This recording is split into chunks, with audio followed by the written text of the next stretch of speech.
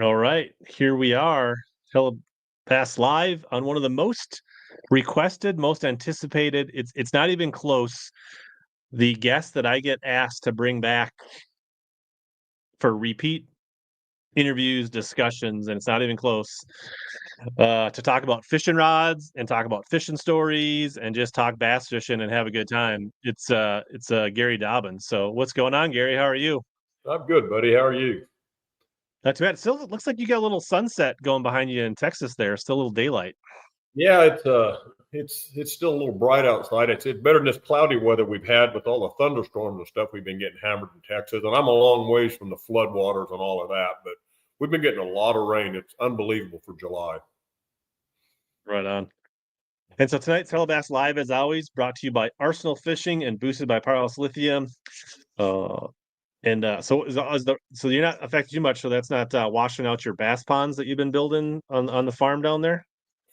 Dude, I tell you what, that is. I mean, I think every bass fisherman dreams about building and designing their own bass pond, and I've got carried away because I've actually have 5 now. One of them I won't put bass in it until in the spring, but right now it's got, I mean, tens of thousands of bluegill in it. But it's a kick in the butt. I mean, you got to design it, build it. I'm redoing one of my dams right now. It's just not right. It's just I'm getting too much erosion on it. It's too steep. Instead of letting the water roll in, it kind of crashes in. So I'm redoing one of the dams. But it's a kick in the butt. I mean, I think it's every bass fisherman's dream to build a pond. I actually remember watching. I feel like back in the day, in the magazine and occasionally some TV shows, they'd show some of that stuff about like Ray Scott building his private lakes and stuff like that. And I forget, there's another YouTube creator. I can't remember his name. He's been building some lakes. That's like, and Ben Milliken's done some content on kind of redoing his ponds. And so, yeah, I think that's really cool. So just a little bit of housekeeping here. If you guys can, I'm going to throw this up here on the screen. Like, if you guys can kind of like just throw up a couple question marks and frame up your questions. And if you're going to ask like a rod question, try to give like a budget or a series you're looking in. That would help us just be a little more, the more detail you can give in the question, the better. But that'll help me pick out the questions because typically the live chat is super active. Yeah, Bama Bass is the one making but the chat's super active. So that'll just help me pick out the questions a little more. Obviously, I'll take care of the members with the highest priority and getting their questions answered. But otherwise, we'll have some fun and try to get through as many questions and let Gary tell as many stories as possible tonight. We'll shout out Brian Casey. Welcome to Team Hella Pfizer Gang. Joined up on the membership tonight, so he's got the little badge next to his name. But yeah, so you did a bunch of yard work today, Gary. Keeping busy. What keeps you busy when you're not designing rods these days? Oh, dude, I mean, on a farm, there's always something to do. I mean, I did a lot of mowing and a lot of spraying. I just sprayed a lot of Roundup. We've had so much rain. Gosh, everybody's behind on their fence row spraying and stuff, and that's what I did all day. And I got a lot of sun. I'm red, and typical bass fishermen don't use enough sunscreen, like none. But there's always something to do. I mean, it's really fun, honestly. I've always got something to do. I never run a bulldozer in my life till about 8 years ago, and now I run a bulldozer all the time. Tractors, I'm on something all the time, and it's just fun. Nice. Building food plots for deer. I mean, it's a kick in the butt. Yeah, cool. Well, here's Kyle Doney. First question wants to know, where are Dobyns rods made today? They're basically made in China. China. Yeah, it's I like to touch on that just a hair because there's so many people that they're so down on China, and I get it. But it's the people there are good. Their government sucks. Our government sucks too, but at least we have some voting and say so in ours. They have no say so. But the people are really good there, and I have some really close friends, in those factories over there. China gets a bad bash, but their government sucks. But the people they're just like us, dude. They just want to make a living and enjoy life, catch fish, and build good stuff. Yeah, and so for a while, a lot of them were made in South Korea, right? So you kind of shifted away from that, or yeah. Yeah, it's all changed. I mean, pretty much come out of Korea. I mean, honestly, it's only been, well, GSM's had it for over a year, so maybe 18 or 20 months ago, quit using them quit bringing them out of South Korea. But for long, that was the only place they were made for the first 10 years. Yeah.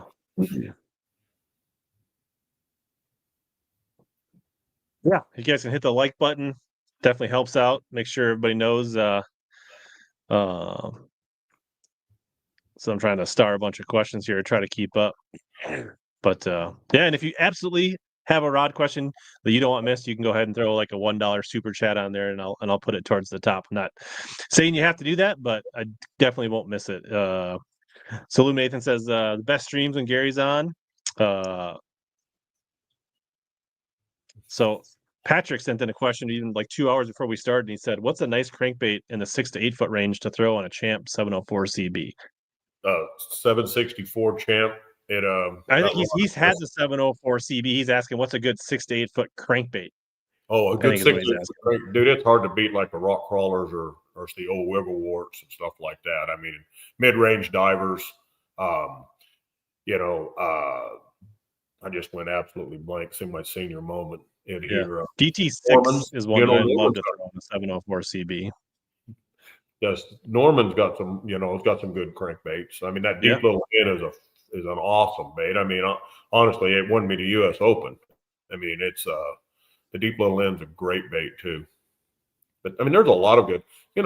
Strike King's putting out some really good stuff too, in the mid range divers. I don't like the big stuff. I don't like the ones that feel like I'm reeling a Volkswagen in. I'm not a big fan of the the DT 10s and stuff. I'm just not DT. What the heck is it? I just went blank. DT's Rapala. Strike Kings, I just went blank.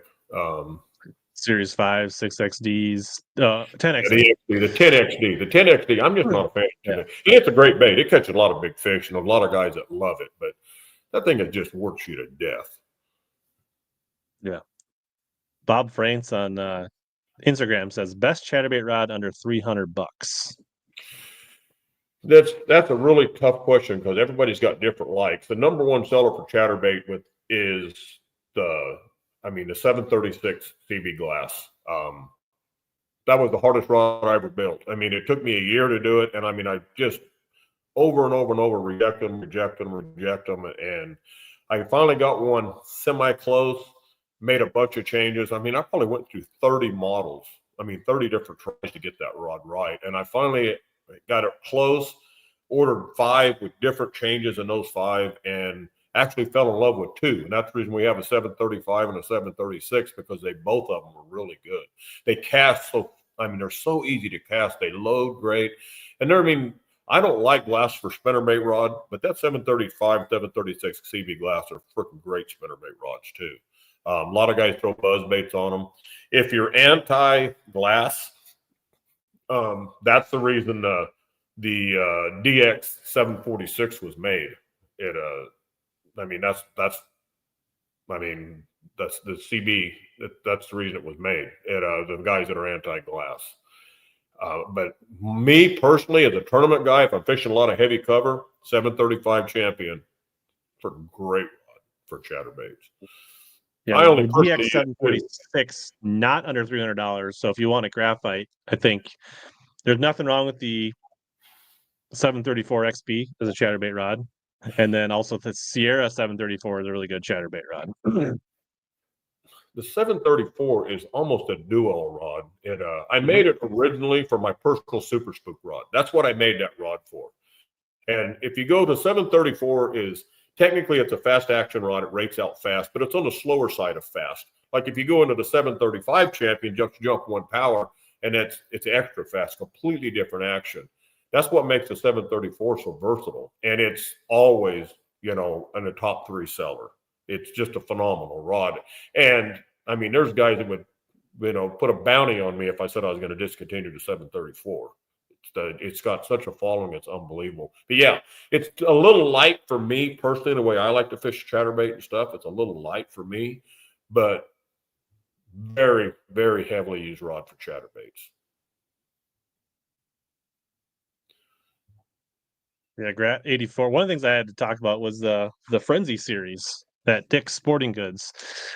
I have not seen one in person. I don't know, anything you can tell us about the Frenzy series at Dick's? Yeah, a lot. I mean, it's a price point rod for starters, but I guarantee you it is the best $79 rod on the market by far. I mean, I think it's probably even it's a good rod. It's a straight 24-ton graphite blank. It's phenomenal. Full cork handles.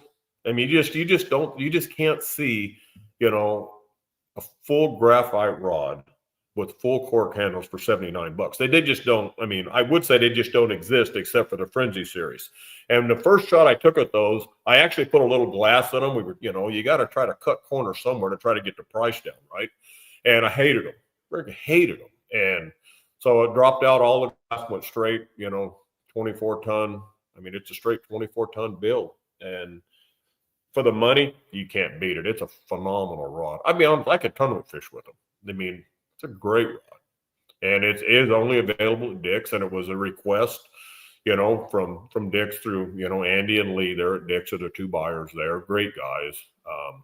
It was a fun project, to be honest with you. And there's a lot more models made that I think you're liable to probably see additions added to that line this next year. Because they started out with, I made 13 models, and they only put out 6 of them, I believe. But there's some really good models they're setting on, including an ultralight, which I absolutely fell in love with for crappie and bluegill. I mean, it's phenomenal. And I expect they may add that model this year. What length is that rod? Oh my gosh, that's a terrible question because now I got to think.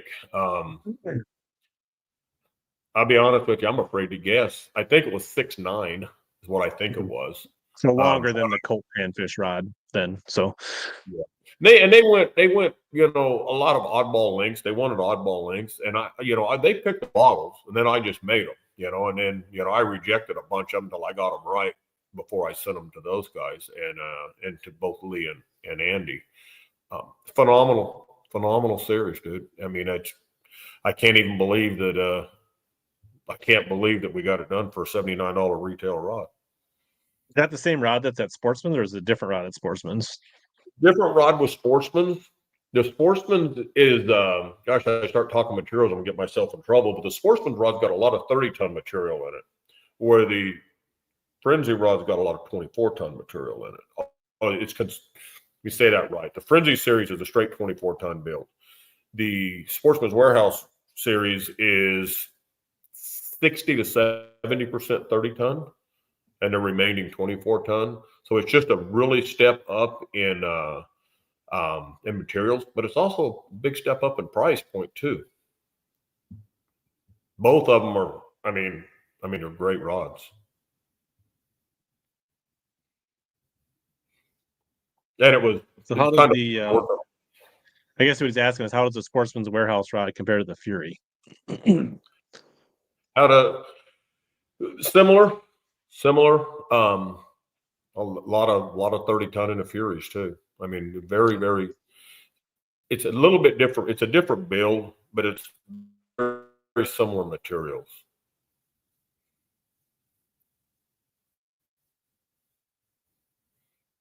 All right, let's see if we can. Sean says Carolina rig rod. Where? That would be my first question. Like a Carolina rig rod in Texas, is different than like a Carolina rig West Coast. Budget, where, smallmouth, largemouth, what state you live in, like that kind of stuff. For me, like I throw a lot on my champion, the HP 745. I throw a lot of Carolina rig. It's probably more sensitivity than I need. I also think my 764 Champ is a good Carolina rig rod. So those are a couple rods. Like I like something that's 7.4, 7.5, 7.6 in a 4 to 5 power, right? So I tell you, 764C is it's not as popular a rod as it should be, but the guys that use it, fall in love with it, they'll have 3 or 4 or 5. And it's the very first rod that we ever ran out of as a company was the 764C. But that back in those days, and we're talking over 20 years ago, the Carolina rigging was big on the West Coast, and they just don't Carolina rig out there anymore. I mean, the Senkos shut a lot of that down, but they just don't. But when you get into the South and Texas and stuff, dude, Carolina rig fishing is huge. But a different rod. I wouldn't throw a 764 here because they got too many stinking trees in the water. You know, I would jump up, and I'll be honest, when I'm Carolina rigging on fork, I'll be honest with you, I throw a 765 flip. It's a great balanced rod. It's got more power, give you a fighting chance when you hook a big one. And I did hook one out there one day on that rod, and it wasn't enough rod steel. He pulled me right down to the water and ended up wrapping me up. The 784 Champion Extreme, great Carolina rig rod. Jesse, I really don't. When you say which route should I take with these 3 rods, does it mean you have these 3 rods and what should you use them for, or which one should you get? I'm not quite sure. So maybe you can. Should you take? Oh, that's he says. I've got 4 new Dobyns rods trying to figure. So yeah, like what should you use these for? So if your Fury 663, right, is an all around good like wacky rig rod, shaky head, even drop shot, jig worm, like does all your finesse stuff. You know, it's a tad on the heavy side for super light Neds and things like that, but it should handle just about all your finesse stuff. Sierra Microguide 704C to me is a really just right down the middle Texas rig, spinner bait, does a lot of things well. Light jigs. Same thing with the 724C. I mean, and then the 724 I think is just a touch faster than the Sierra. So I'd probably go, you know, I'd flip, you know, up to ½ ounce with that, a little bit heavier jigs. That's kind of how I see those rods. You can't hardly go wrong when you get into, you know, 4 powers and 3 and 4 powers. I mean, that's where the bulkier sales usually are. But we honestly, we still sell a lot of 5 and 6 powers too. But the Sierra Micro series has went away. That did get discontinued. And, you know, I was phasing those out for the last several years just because the sales and micro guides just kept dropping and dropping and dropping. And I mean, personally, I mean, I don't like micro guides myself. I mean, I just don't like them. I mean, you got to put so many of them on the rod, and I mean, there's not a lot of foot there for wrapping. So if the guys, you know, they're pretty easy if they get braid wrapped around and they jerk the guide right out of the wrapping. And I'm just not a big fan of micro guides. Yeah. So I mean, they seemed really cool when they came out, and then the more like I had several of the Savvy micro guides back in the day, and it's just like when it gets to be that time of year around here when the cottonwood starts dropping from the trees, you will hate those micro guides faster than. Yeah, cottonwood. I mean, that cottonwood fuzz is like the worst stuff, especially if throwing braid. I mean, that's the worst stuff in the world to deal with. But yeah, the micro guides have really went away. We still have them on some of the STP rods, the trout panfish series. But other than that, the straight up Sierra micro guide series is gone. So Rusty channel member says, how do I do the warranty process? I had an eyelet insert come out. You just need to contact them. I mean, I'm not exact. I know how we did it. We always just sent free guides out. I mean, it's a lot easier. We would do the repairs for free, but then the shipping makes it a nightmare. So we would ship the guides out. We would pay for the guide. We would pay for the shipping of the guide. And then they could use, because every town's got a local wrapper or 2 or 3 in it. And the tackle shops, a lot of the tackle shops do it, or they will know somebody that does. So we just send the guides out. And I know that Chris Atkinson is handling the warranties for GSM now. And I know that he's sending some guides out as well. So you just contact them, and I mean, they'll send you a guide. And it's far easier than shipping rods back and forth. Yeah. So I did the warranty. Like if you actually break a rod, the warranty process is really almost the same. Like there's still a form on the Dobyns website. You fill it out. You either send in a check or you send it in and they call you back. It seems to go faster if you have checks and you can send it in. If you're waiting for them to call you back, the customer service just takes a little longer to process that now. But if you're just missing an eye, I think you can either reach out Or if you can find Chris Atkinson and the Dobbins community page on Facebook, that's a pretty good bet as well. But they still do send out the eye replacements. And the only thing we use is Sea Guide and Fuji. I mean, it's, in my opinion, it's the best two guides on the market, bar none. I mean, we don't have any issues with either one of them, really. They're just great guides. So when we started the company, I did start with Keegan. Was a mistake. I'll just say it was a mistake. And we quickly moved off of Keegan guides. Well, I won't say quickly. We struggled through it for a few years. But stick with Fuji and Sea Guide. And so a lot of the shops, you can actually pick a guide up there if you want it. But personally, I would just, when you call in or you send your form in, you got to count down from whether you count the tip or don't count the tip, or if you want to start at your stripper guide, just take what number guide it is. Say it's a 734 Champion.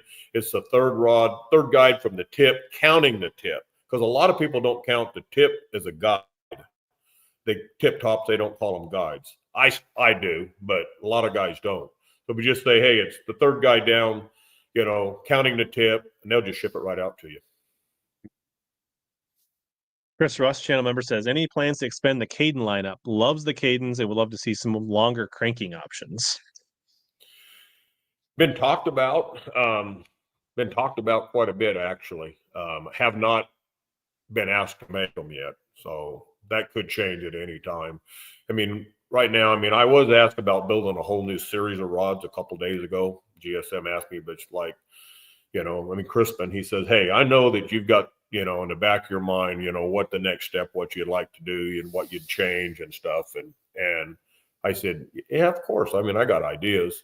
And point, because that's the whole deal. Like, don't say, okay, make a new series of rods and I make a rod that's got, Tory 1100 in it and tell me then we're going to have to sell it for $150. That's not going to work. But yeah, so we're liable to see some additions. We're actually seeing some additions now, but a bunch of them are just going straight into Australia only.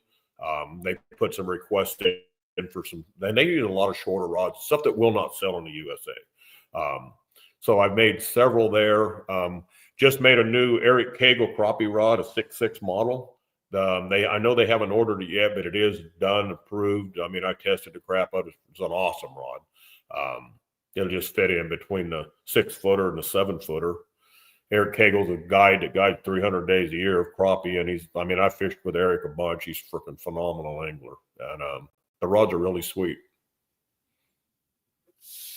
Yeah, because there was a couple Caden spinning rods that came out at the Classic, right? Kind of more minnow style rods, right? The 610-1.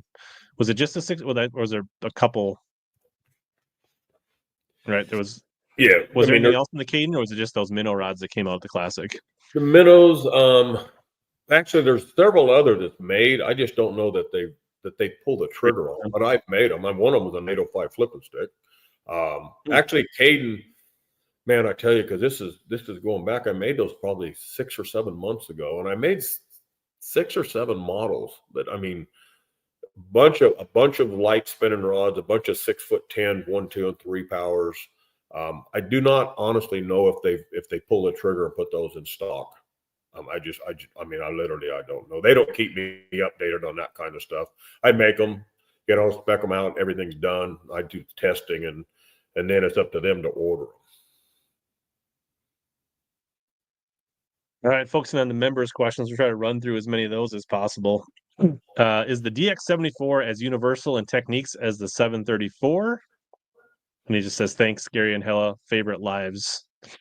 There's a lot of difference between those two rods. They're both 4 powers, but the DC 734 is a little bit slower.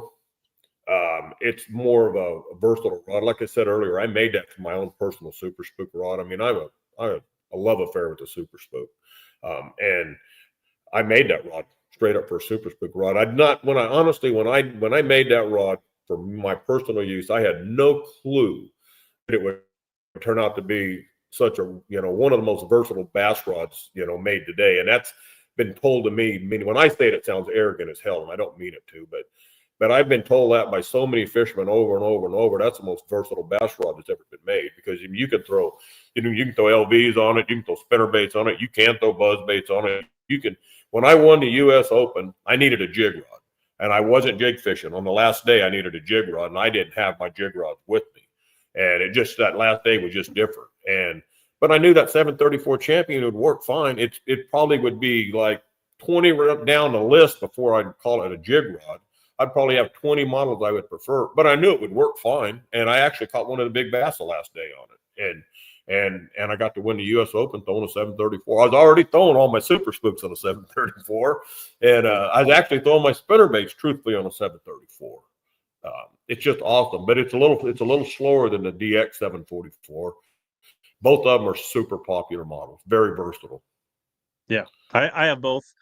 734, I would say the Champ mainly most of the time has a swim jig on it for me, but I will throw it for big spinner baits, big lipless, if I need a duplicate rod of something, right? If I want to have another Texas rig tubed on, or like something else, I mean, like it does a lot of things. It's good with fluoro, it's good with braid. And then my HP 44, right, 744 is mostly a Texas rig, finesse jig kind of type rod, more of a bottom contact feel rod, and I tend to throw more moving baits on my 734. But the 734 does a lot of things as well.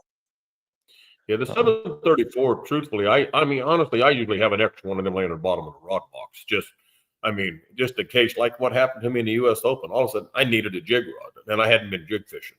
And it just does so many different things. The good thing, the 744 is a really awesome rod. So is the 745. But even the 745 has such a great tip that I personally never had a lot of use for the 744, because the 45 was just, I could still throw, honestly, like 3/16 tungsten, like a speed crawl and stuff. Like it's a 20-pound test too. You can still cast very well with it. It's got a great casting tip on it. So I never really had a lot of use for the 744, but it's a great seller. And it really depends on where you live. Like, the guys up in the upper Northwest and stuff, or Midwest, I mean, they don't fish for the same kind of fish that we do in the South and stuff. And they don't have it. Well, they may have a lot of timber, but mostly it's grass.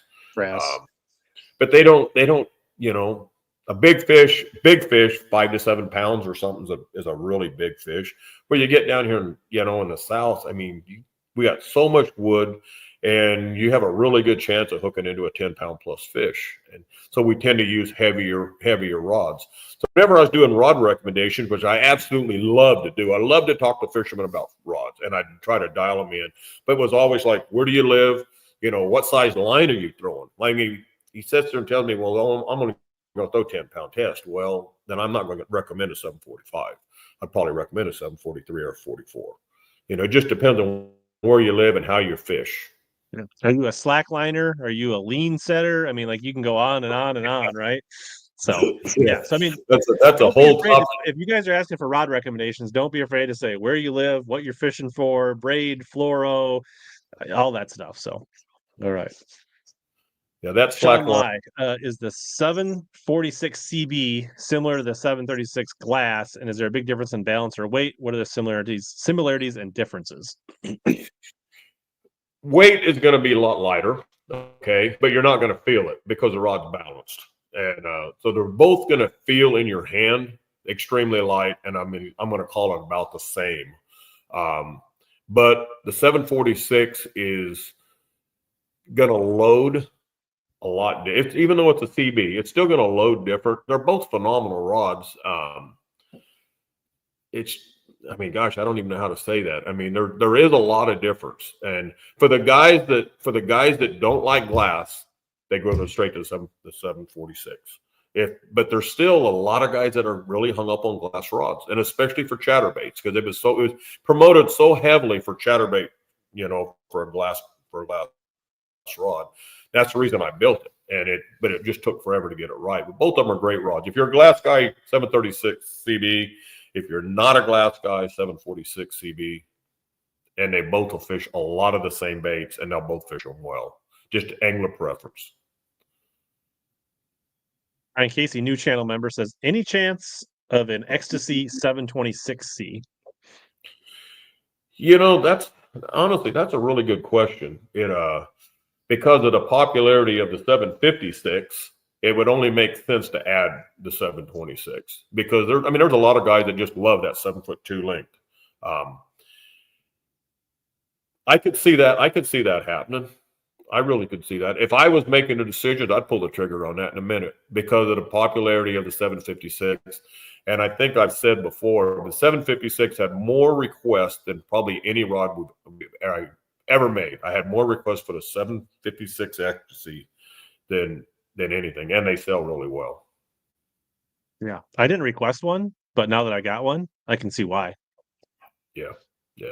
I've been flipping a ton. Like, I wasn't sure if I wanted to use it as like a heavy like dragon rod with fluoro, or if I wanted to put braid on it and use it to something to flip milfoil and coontail and that kind of stuff. And I ended up putting like 50-pound braid on it, and it's pretty much had a 3/4 to 1 ounce weight on it with either a straight shank 3/4 odd or a haymaker style hook. And I've been like overpowering 4-pound bass, like boat flipping them and going. I thought that was a 2, and then all of a sudden there's a 4-pounder laying in the bottom of the boat. So. It's the thing that I really like about the powerful rods is I'm not a slackline setter, and I'm not swinging for center field either when I set the hook. I like a good firm sweeping hook set. I mean, I don't think you rip as big of holes. I think you lose less fish, and man, especially with braid, if you're throwing braid, all you got to do is tighten up on them, and I mean you've got them. That slackline hook set, man, oh man, that's just a bad deal. And I don't think you land as many fish. Chris Russ, any plans for forward grip spinning models? Been asked about it for a number of guys. Personally, I don't like them because I like to have my finger on the blank, and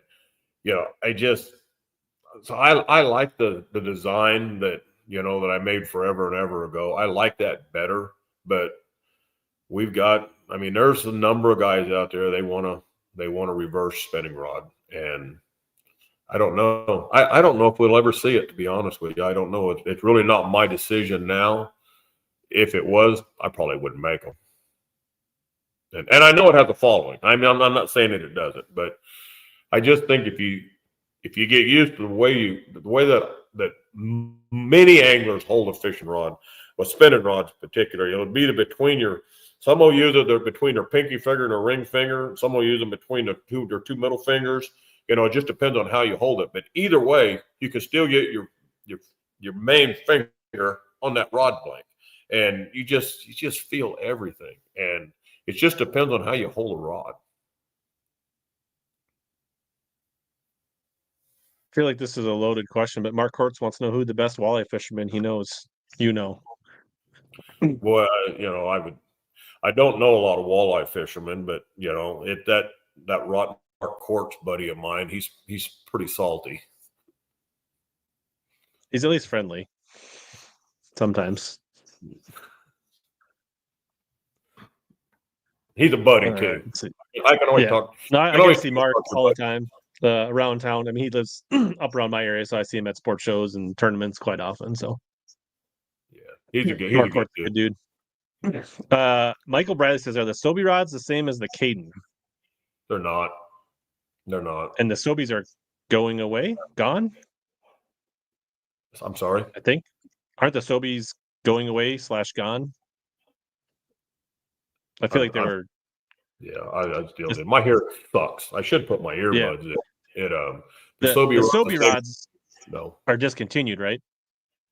I believe the Sobe rods are going away. Yeah. Yeah. I believe that they're going away.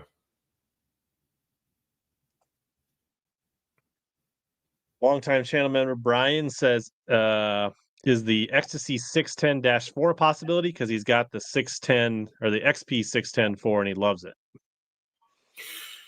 That I used to always hated the 610 deal, and because like you could say, a DC 734, but then if you go 610, you got an extra digit there, so it have to be like that's how I do the 610-4.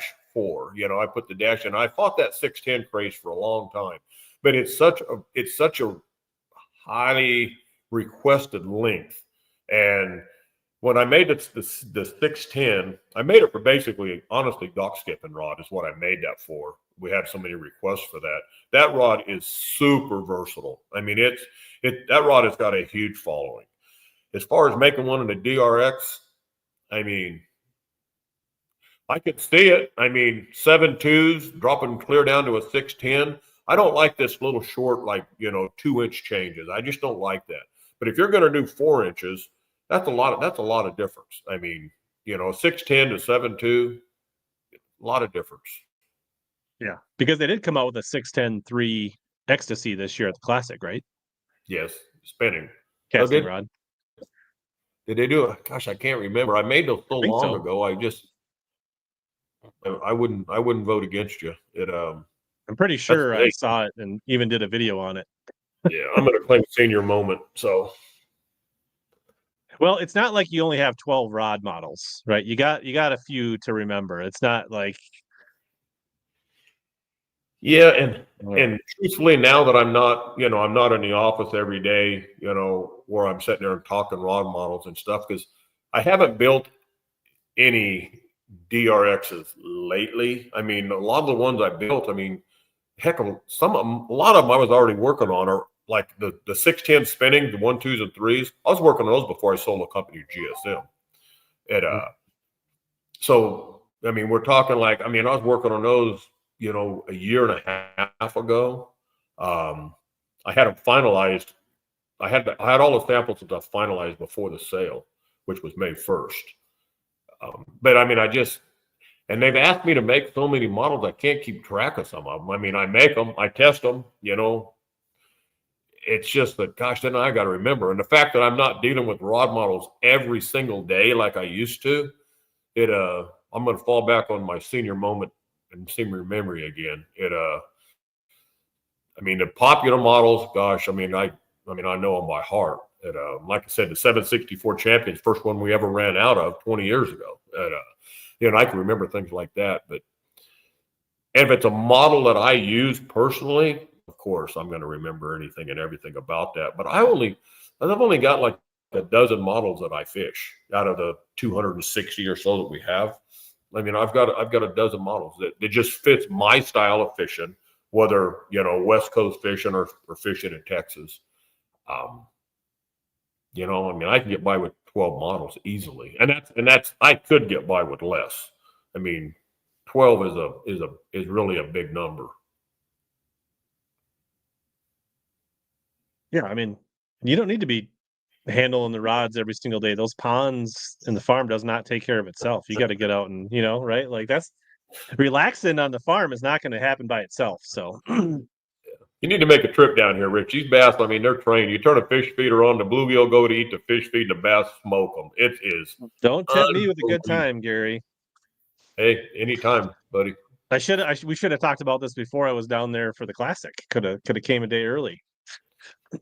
Yeah,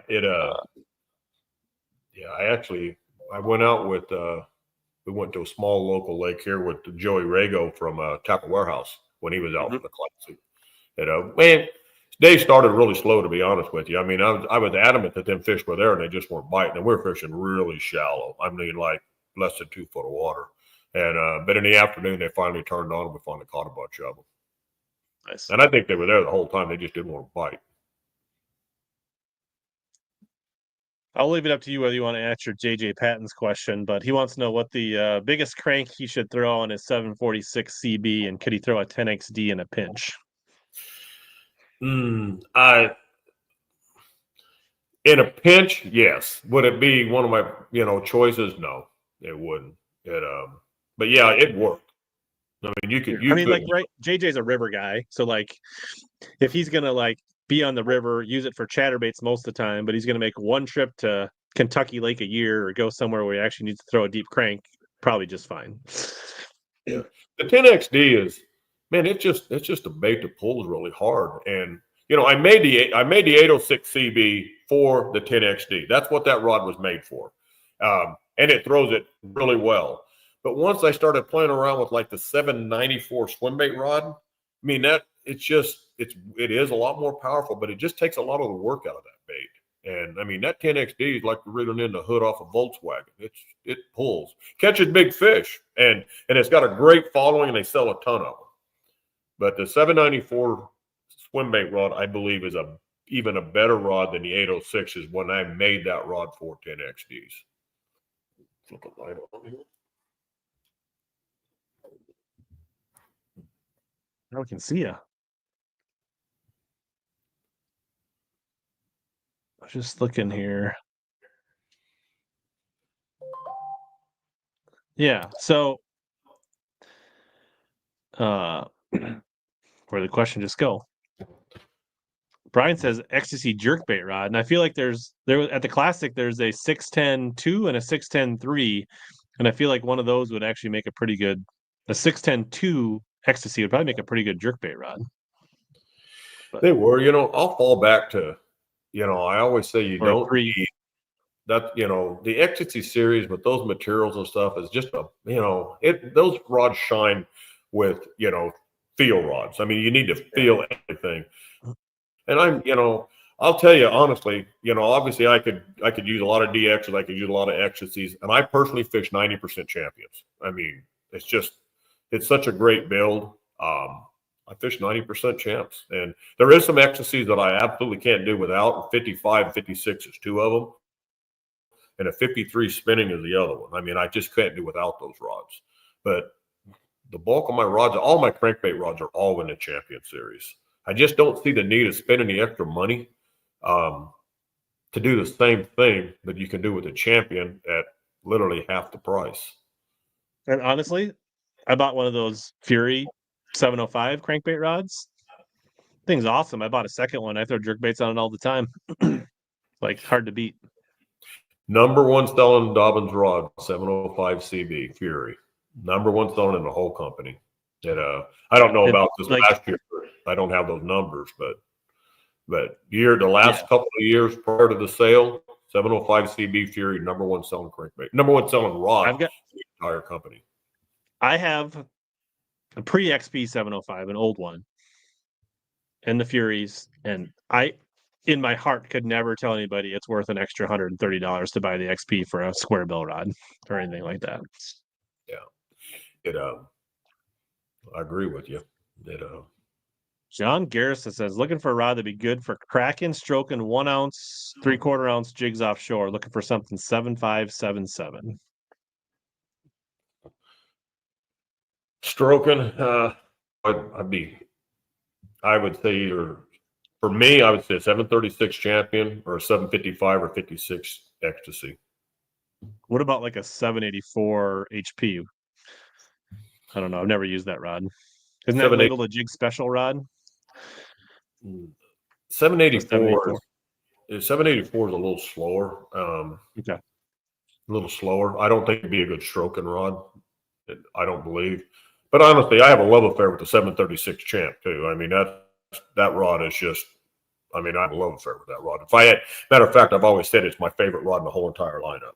I do a lot of pitching, I throw a lot of frogs. You can jig fish with it. I mean, especially around cover and stuff, you need to catch them. The 736 is just a bad to the bone rod. It's hard to have a rod that has that much power and balances and feels that good in your hands.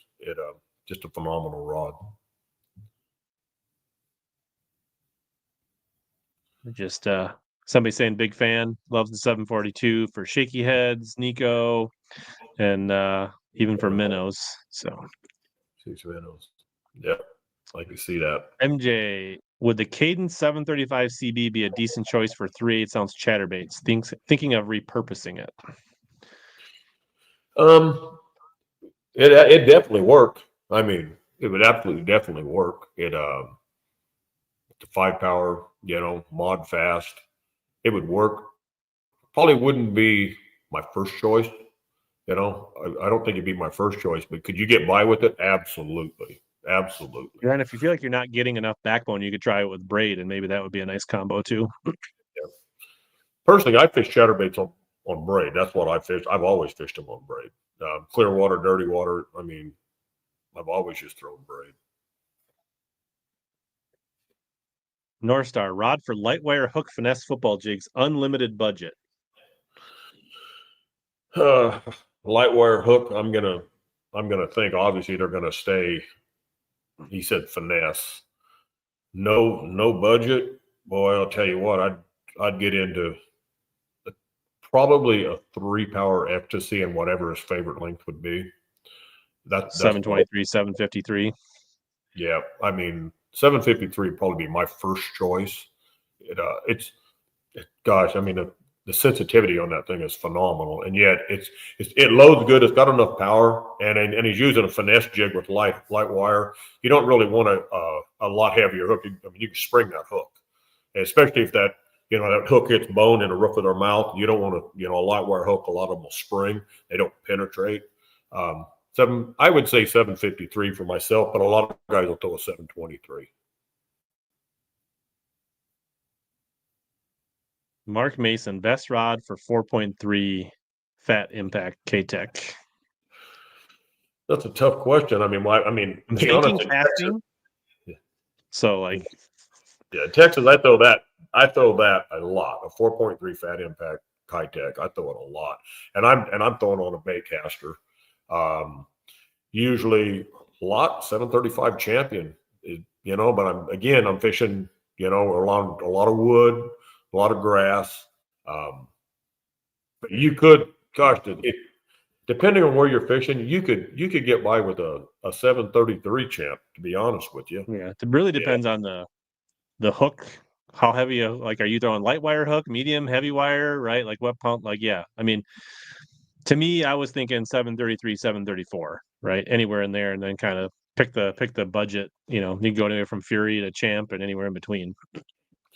Yeah, hook diameter. Some of these heavy wire hooks. I mean, you need a rod. You need a rod for penetration. But if them light wire hooks, I'm not a big fan of light wire hooks for starters. So I just think that they spring a lot of times if you hit bone. I think you've got them for a second, and then all of a sudden they're gone. You just like it. And I think a lot of times you hit the bone and roof of the mouth and it didn't penetrate. And I'm not a big fan of even coming from the West. We throw a lot of dart heads where anywhere else people don't even know what a dart head is a lot of times. But I mean, I had all my dart heads custom made with the 604 Gamakatsu, and they call it a heavy wire hook, but it's not a heavy wire hook, but it will not spring. And I'm throwing 8-pound test. But I really hate hooks that spring. Because if they hit him in the roof of the mouth, I mean, you've got him for a second and then he's gone, and you just like, what happened? And a lot of times that hook is springing. So I'm not a fan of wire hooks. Yeah. I mean, it can be light wire as long as it's stiff, but if it flexes, then that's where you're right. Yeah. When you say spring, you mean flex, right? Like that's kind of what you're saying. So Mike Kayak Fishing recommend for a K-Tech Model 2 football jig, 3/8 to 1/2 ounce with a Finesse 2/0 hook. Come back to that 3-power. Half ounce Finesse 2/0. I'd say 3 or 4 power. 3 or 4 power. It makes me think 3-power, lighter line, up north, these kind of jigs. Now he's probably fishing from a kayak, so he is going to give a little bit, right? Like he's not going to be when he leans into him, right? So yeah, I have not thrown those specific small football jigs, so I don't have a lot of experience. But what Champion Extreme do you recommend for 1/2 to 3/4 ounce football jigs? Easy for me. DX 745. Yeah. Split or four. You prefer? We make them both ways. And that's just a great rod. And if you're not throwing football jigs and you want to flip a 1/2 ounce beaver, you can do that too. Like, all right. Paul Whitney wants to be sold on the Xtasy 725. He needs to justify it to himself for a do-it-all grass rod. The 725, I actually had to remake that model because the original 725s, they just didn't have enough power, for a 5-power. And it was, and I okayed it and I felt it was good. But once we started fishing it, it didn't have enough power, and I remade it. And the 725 Xtasy is a really good rod. It's got a lot of power. Balance is really good, super sensitive. I mean, it's bad. I don't use 7'2" rods. I've always, I mean, I use the 7.5s, but there's the 7.2s have such a great following, but it's still kind of hard for me to. I mean, I know that rod. A lot of guys like a 7'2" rod. I like a 7'5" rod, but and the 755 Xtasy is really about a 755 and a half. It's a half a power heavier than what I would normally call a 5-power rod, and I made it that way on purpose, and thinking that I would never have to make a 756. And we all know how that worked out. I ended up making a 756, and the 756 is kind of a little bit more than a 6-power too, because I had to make a big enough jump above that 5-power. Which, like I said, again, it's like a 5.5. The 7, that's not the same when you go into the 7.2s, though. The 725 is really about a 5-power. The 755 has got a lot more power than the 725. Yeah, I see somebody says love 755. I do too. I have a love affair with the 755 Xtasy. It's a phenomenal rod. Sean, another member question. Any plans to update Xtasy or Champ HP lines with new materials or updates or anything? Well, I mean, truthfully, still is. I mean, the best material on the market is Toray T1100, and that's what the Xtasy is. So I really can't update. I really can't upgrade materials. Torzite, titanium Torzite guides. Dude, I still can't find a better guide in the market than the Fuji TI Torzites. 4A grade cork, nobody uses 4A grade cork on a bass rod because it costs too much. Cork is stinking expensive. But I would never go that one more step up because they only put on like $2,000 fly rods. I just don't know how I would make the Xtasy better. And now I could make it lighter, okay? Like that fancy butt cap on the end of it weighs like 5/8 of an ounce with all the extra crap and stuff in there. I mean, I could knock some weight out of that. But if you think about it, I've never been about overall weight of a rod. Yeah, those things are light, okay? But I'm more into balance. And I could make the Xtasy rod lighter. And, some companies, top of the line rods, I mean, gosh, I'll just talk straight up. I mean, G Loomis, everybody loves the NRX. But to me, it's such a plain looking rod. I ain't saying it's not a great rod because it's a great rod. But for me, if I was going to build, I built the Xtasy line at a $550 retail. I wanted that rod to look good too. I figure if I'm paying $550 for that thing, it needs to look good. It better fish good, but it better look good too. But cosmetics add weight. That's just the nature. I mean, I could cut a lot of the thread wrapping off of it. I could cut a lot of the epoxy off of it. I could take that fancy butt cap out of it. I could make that rod a lot lighter. But it's still, as long as the balance is there, that rod is light. Anyone that picks one of those up, they go, oh, it's so light. It is light, but I could make it lighter. But I don't think that's the goal. My goal is balance. I want that rod to rest in my hand and just sit there.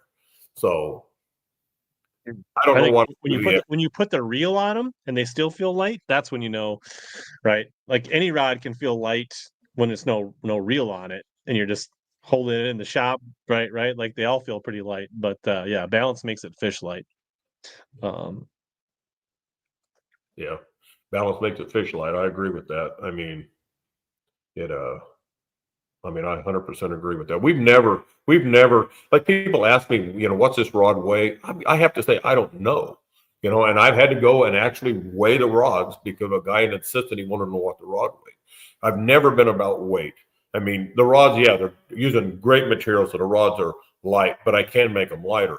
And in cases like, say, the 736, my favorite rod, okay, Champion 736C. Yeah, I can't balance that rod out. It's too powerful. It's got too much material in there. I can't balance it, so I counterweight it. I openly admit I'll counterweight a rod. If I can't balance it out with materials, I'll counterweight it, and because I want that rod to rest in your hand. Okay.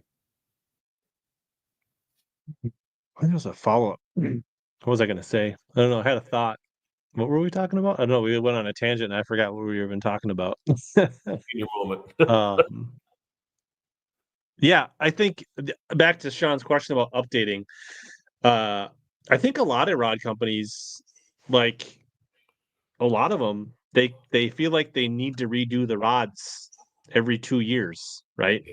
And whether it's just cosmetic or they need to change how it looks, and some people like that, but I like the fact that the 734 that I had 10 years ago still fishes like the 734 I would buy. You know, if I warranty it 10 years later, the rod I'm going to get is going to fish almost identical to the one I had 10 years ago.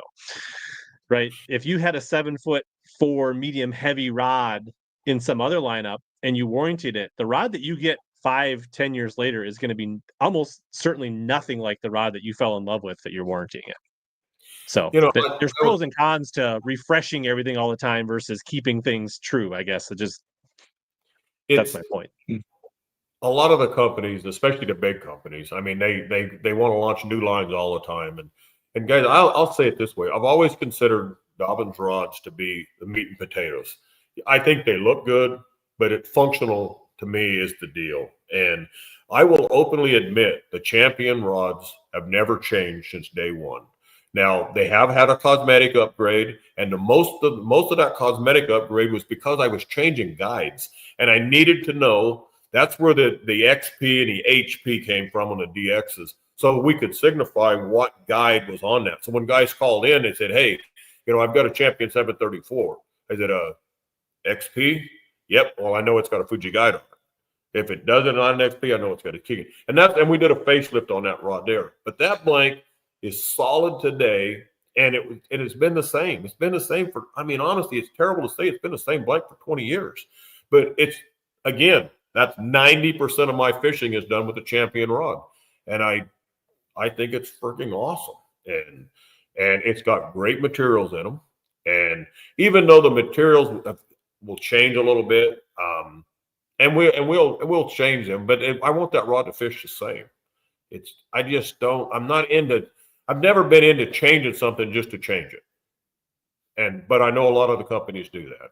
Like again, I'm more into the meat and potatoes. I want that rod to work, you know, and, you know, I mean, like GSM owns Phoenix Rods as well as Dobyns Rods. Phoenix Rods has always been, I mean, I could talk about them, you know, the same company, you know. Phoenix Rods has always been into more bling, okay? They got more bling. They're pretty rods, you know, and hey, they're great rods.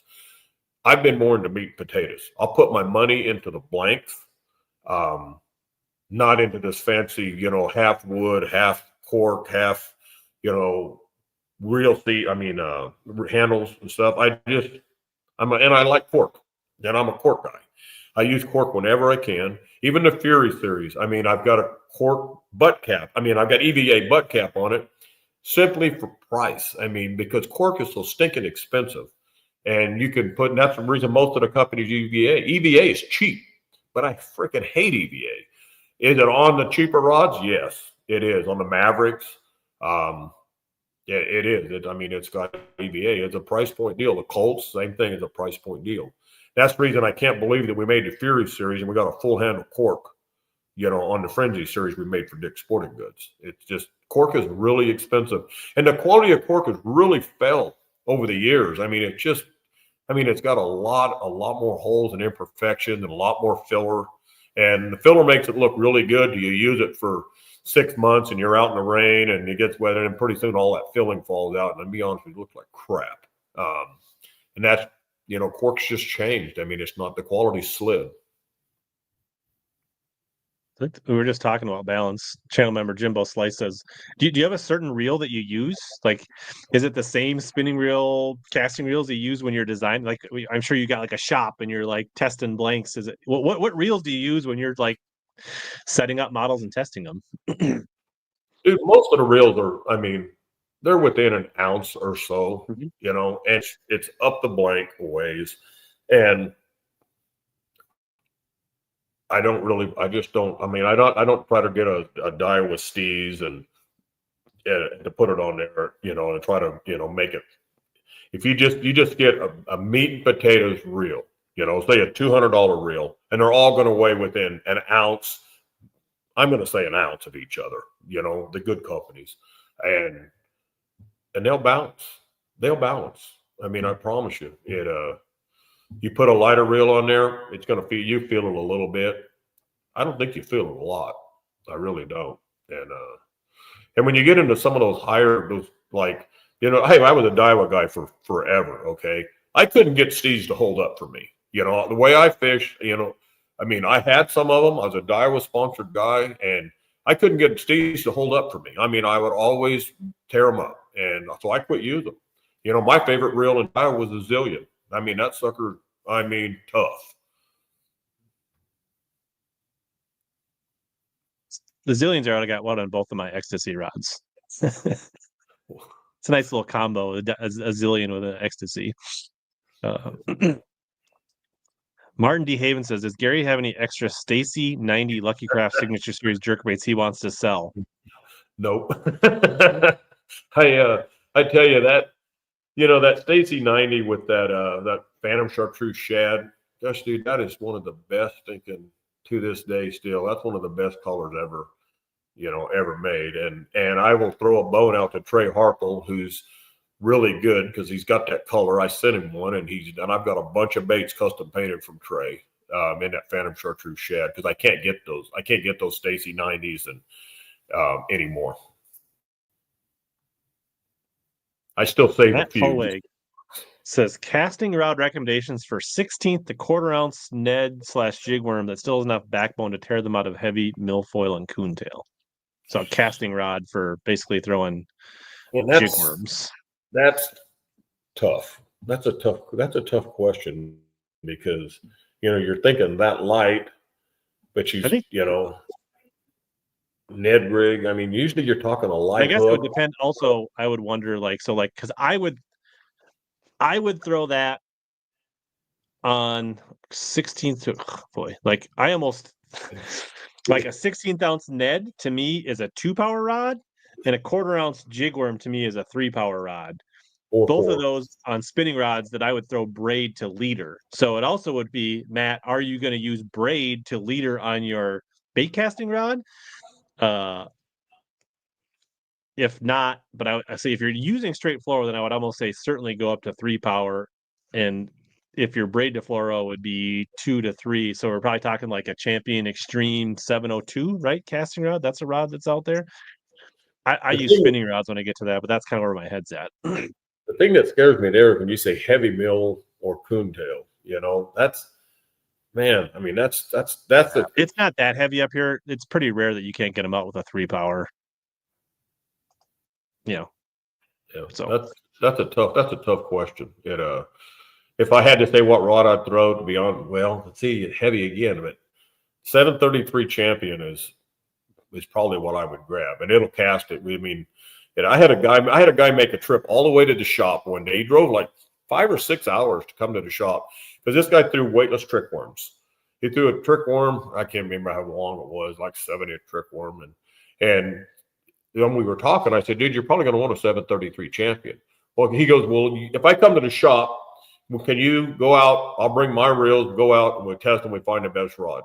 And I go, absolutely. So he came down, and we pulled like 20 rods, and, you know, everything that he could possibly think of to throw. Like, this guy was a trick worm. I mean, that was his bait, weightless. And I told him before we started 733 Champion, he ended up walking out with 733 Champion. And we tried, like I said, we tried 20 models. But that's the kind of stuff. On a spinning or a casting rod? In a casting rod. 733C. Yes. Ron Jablonski, best wacky rig rod for skipping docks, Champion or better? You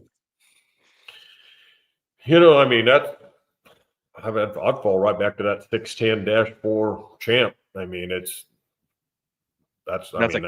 I assume he's asking about a spinning rod, but I could be wrong. Spinning rod. Oh my gosh, he could. To me, it's a 703 if I'm fishing braid to leader or straight braid in whatever series you want. That's what I would say. Or the 610 3-power Xtasy. You know that. Oh yeah, that's new. Yeah. Yeah. That would be. You know, he said. If you want to be bougie. But that's one of those things. Like, if I'm skipping docks, I'm fairly close. I don't typically feel like I need Xtasy. I use a Fury 703 for that because I don't feel like it's a super feel technique. But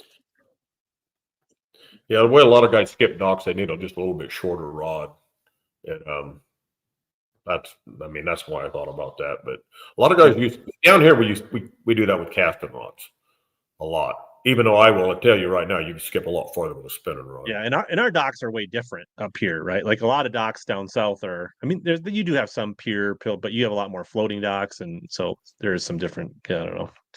We got a lot of pontoons to skip under up here. Good point, JJ. Good point. I like that one. He'll be milking oxymoron. All right. Mainstream says, what's your favorite 3/8 to half-ounce jig rod? I mean, for me, I tend to always throw a power heavier rod, and I know that. So, right off the bat, I'd probably say a DRX 754. I'd throw the 755 on that. But I like it. I tend to always like a heavier power rod, 1 power heavier than a lot of the anglers, and it's because I'm really a big sweep and hook set guy. I don't want to try to cross their eyes. I want to sweep. I want a powerful rod, and 755 will throw a 3/8 ounce jig all day long. Yeah, I throw a ton of 3/8 to half-ounce jigs, and I'm normally using a 5 power. So, unfortunately, my Champion Extreme 705 is still working, even though they don't make those anymore. But I like that 7-footer for skipping. But I think if you're skipping, I think 705 715 Caden could be good. I think in the Champion, the 735 and the 744 are both really good rods for 3/8 to half-ounce jigs. If you don't want to spend $550 and you want to spend $250, the 744 is 735 is a really good rod in the Champion series. All right, we're about the halfway point. We're going to take a quick 1-minute break, and then we're going to come back and knock out a whole bunch more questions. So go ahead if you guys can tee up your questions with question marks like this so I can easily spot them and give as much details. We'll be back in a minute to answer more questions. Are you ready to reel in your next home purchase or refinance? Supreme Lending's Dream Team can help guide you through the entire mortgage process, from pre-qualification to closing. We have a wide variety of home loan programs in our tackle box, including down payment assistance and first-time homebuyer options. You can ask HellaBass. He trusted us to help finance his home. Contact the Dream Team today by searching Supreme Lending Dream Team, or click the link below in the description, or scan the QR code on your screen.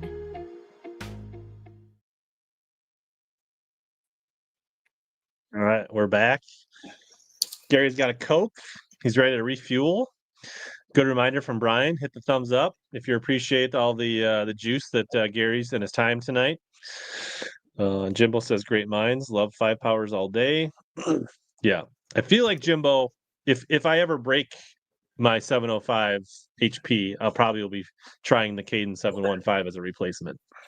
That or rod I'll just be like so good. texting Gary, like, are you sure there's not one in a closet somewhere you can send me that I might have a sample of it, to be honest with you. Possible. Yes. All right. 505 fishing. Besides skipping, what techniques do you recommend the Champ XP dock skipping rod for? So that's the 610-4 rod, right? I mean, there's so many guys. Dock skipping, what do other people like it for? Dude, I mean, there's a ton of guys that use it for straight up jig rod. Ton of guys use it for spinnerbait rod, buzzbait rod.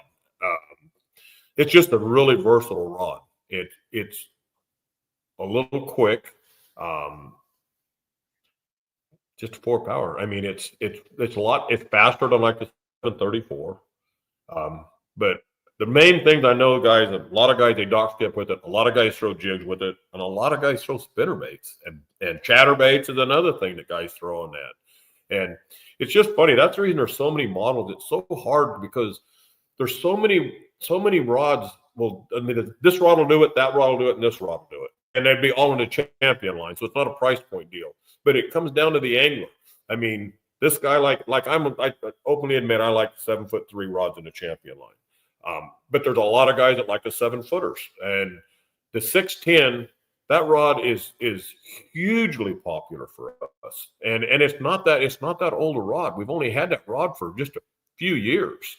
And it's really, really popular because it's really versatile. I mean, a bunch of guys are stroking an LV 500 with it. I wouldn't use it, but guys are doing it. I mean, they're stroking an LV 500 off the bottom with that 4-power rod. I've actually heard of a couple guys up here putting braid on it and use it for skipping frogs around trees and docks when they're up close. So fishermen will find their own use for a rod, and that's the reason you got to have so many stinking models. And you know, one of the things when I started a rod company, working with a lot of other rod companies prior to it, but they would have, like, you know, a 3-power rod, like say a 7'5" 3-power, and then I'd love it, but man, I want that thing in a 4 or 5-power, and they didn't have it. So when I started the company, I mean, we got a 3-power, 4-power, 5-power, 6-power, 2-power. I mean, so if you got one and you just like, God, I wish that thing had a little bit more power or a little bit less power, we got it. I mean, you just simply drop down or, you know, go up a power. And it's one of the things that made it, that helped us a lot, because, you know, one of the companies I worked with a lot prior to that, and I mentioned them earlier, they were famous for making 1 or 2 models in a length, and that was it. And it drove me freaking nuts. You know, I mean, I love the rod, I love the length, but I need one more powerful, and they wouldn't have it. all right. Just Fishing says he's thinking about buying a crankbait rod in the Caden series. He says he's got the light stuff and the deep stuff covered. He kind of wants to know what's between the 734 CB and the 735 for that middle stuff. What are the advantages, or what do you like? You know, I mean, it's funny because I always said I'd like a power heavier rod earlier. With crankbaits, like my favorite jerkbait rod is the 704 Champion. A lot of guys would rather have a 5-power. They'll both do it, but I just seemed like I lost less fish on that 704 than I did the 705. Both of those rods work really good for mid-range. You know, when you say mid-range to me, deep little end, you know, rock crawler, wiggle warts, DT6, I mean, those kind, you can do it. Either one of those rods will work. It comes down to personal preference. I mean, honestly, like, I have a love affair with the 764 Champion, CB Champion rod. I just love that rod, and it's a 4-power, and it'll just do it. But you could get by with either one of those. That's going to come down to anglers. You know, which one do they feel like they need a little bit more power, or they feel like they'd like a little bit softer. Maybe I won't rip the hooks out when the fish is lunging at the side of the boat. But both of those rods are really, really good crankbait rods, and we sell a lot of them. And I mean, if you're going to be around maybe more grass and you want to rip baits through grass, maybe you want the 5-power. I mean, I've got the 735 CB Caden. I feel like it does really good with the rock crawlers. Up to DT10s can handle it pretty good. It can throw a lipless really well. But I can still throw square bills and smaller crankbaits. I mean, it's pretty versatile. Very versatile. Both of those models are.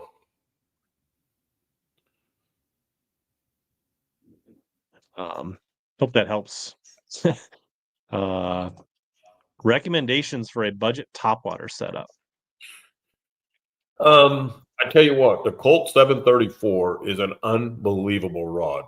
You know, at $79. I mean, they might have raised the prices, but I don't know. It's a phenomenal rod. I have pro anglers that love, and that rod, that Colt rod, it has 15% glass in it. Still very light, very balanced. I mean, it's an awesome rod. And I have pro anglers that throw super spooks. That's their favorite all-time super spook rod. So that's an easy thing for me. I would say 734 Colt. Yeah. Other option that I like, I mean, I'll preface this, I throw my topwaters with braid. So I use the Fury 703 and Fury 733 for a lot of top waters for poppers and walking baits and things like that.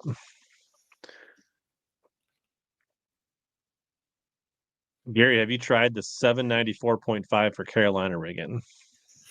Works great. I mean, honestly, it works great for it. It's really, that rod is a swim bait rod, and it's got a cork handle. It's a swim bait model, and it was made. You're talking about the AR rod, right? Was it the AR? He just said 794.5, so I think that's the AR rod. Yeah, that's the Alabama rig rod. It's a swim bait rod made right dead in the middle between the 794 swim bait rod champion and the 795. It's dead in the middle because the guys throwing the lighter A rigs would always throw the 4 power. And then if they throw in a little bit heavier rig, they'd need a 5 power. And that came about. Josh Jones is the one that he goes, man, I want one rod I can throw both because he throws light rigs and heavy rigs. I want rod. And that's what started it. And to make it different, I like this comment here. It's a sneaky good chatterbait rod, the 734 Colt. He's right, it is. That 734 Colt it's an awesome rod. But the 794.5, you can do a lot with that, but it is a swim bait action. So it's gonna load a little bit slower, but you could Carolina rig with it. Welcome back, Will. Good to see you.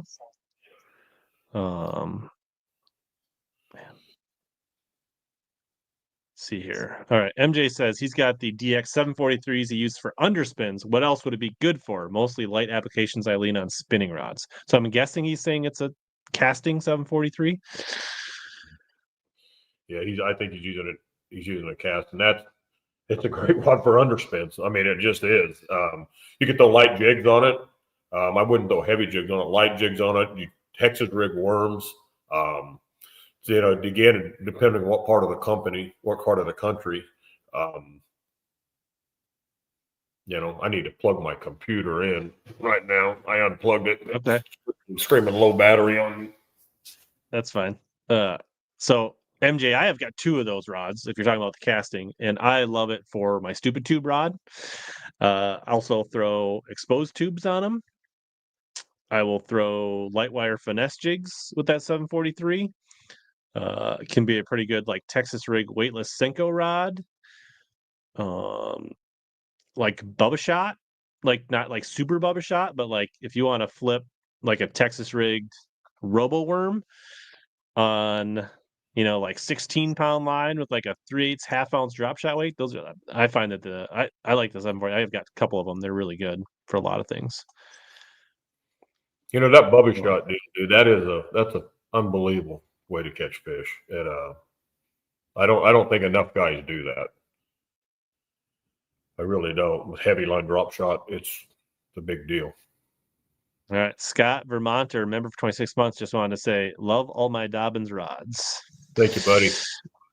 Truthfully, the part of the business that I miss is my interaction with the fishermen all the time. Dude, I love doing rod recommendations and stuff. And, I always say, and I mean, people heard me say it a million times, fishermen love to fish, they love to bullshit, and I'm not sure which one they like more.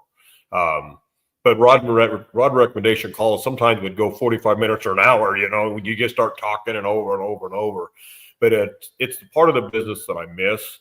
And I honestly think it's a part of the business the fishermen miss too, because, they couldn't, call in the shop and get me or Bryce or Chris or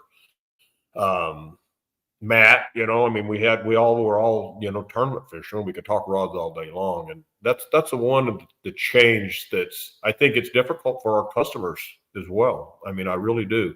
And I enjoyed it. Well, we're making up for lost time, we're rapid fire, taking care of lots of them. And also, I guess, a lot of those questions end up in my Instagram direct messages. I feel like I answer a lot of rod questions on Facebook and Instagram. So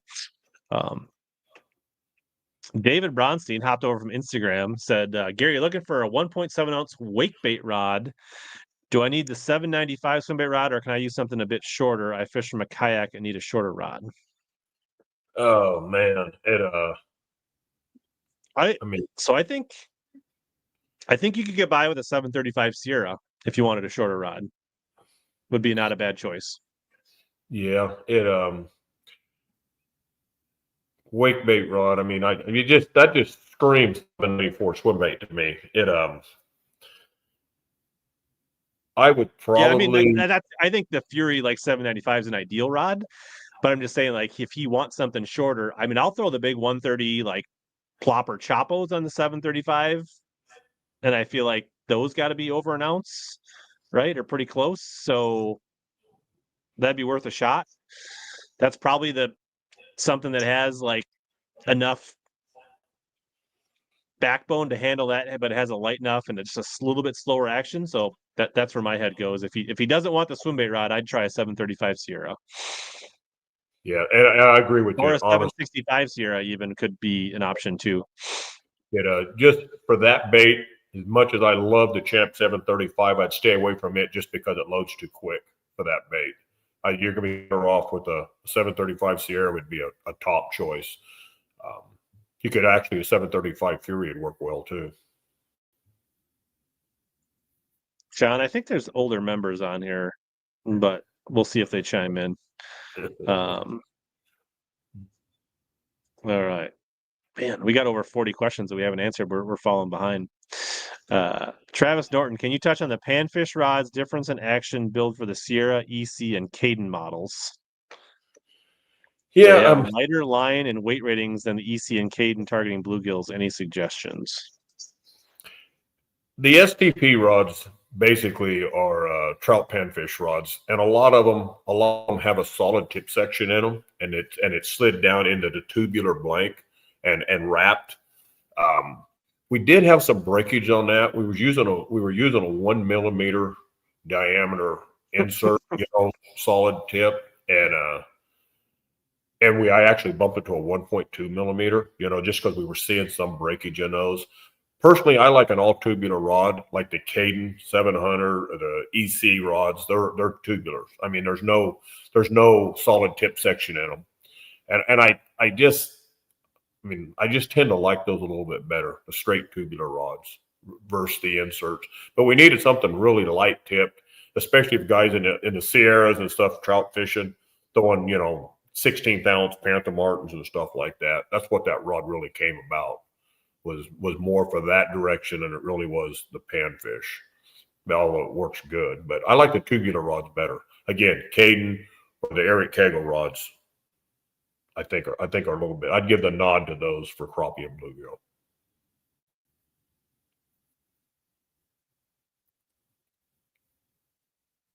Oh, Paul Whitney says, how the heck do I become a member? So if you're watching on computer, there should be a join button.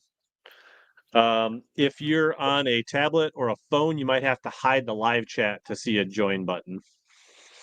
So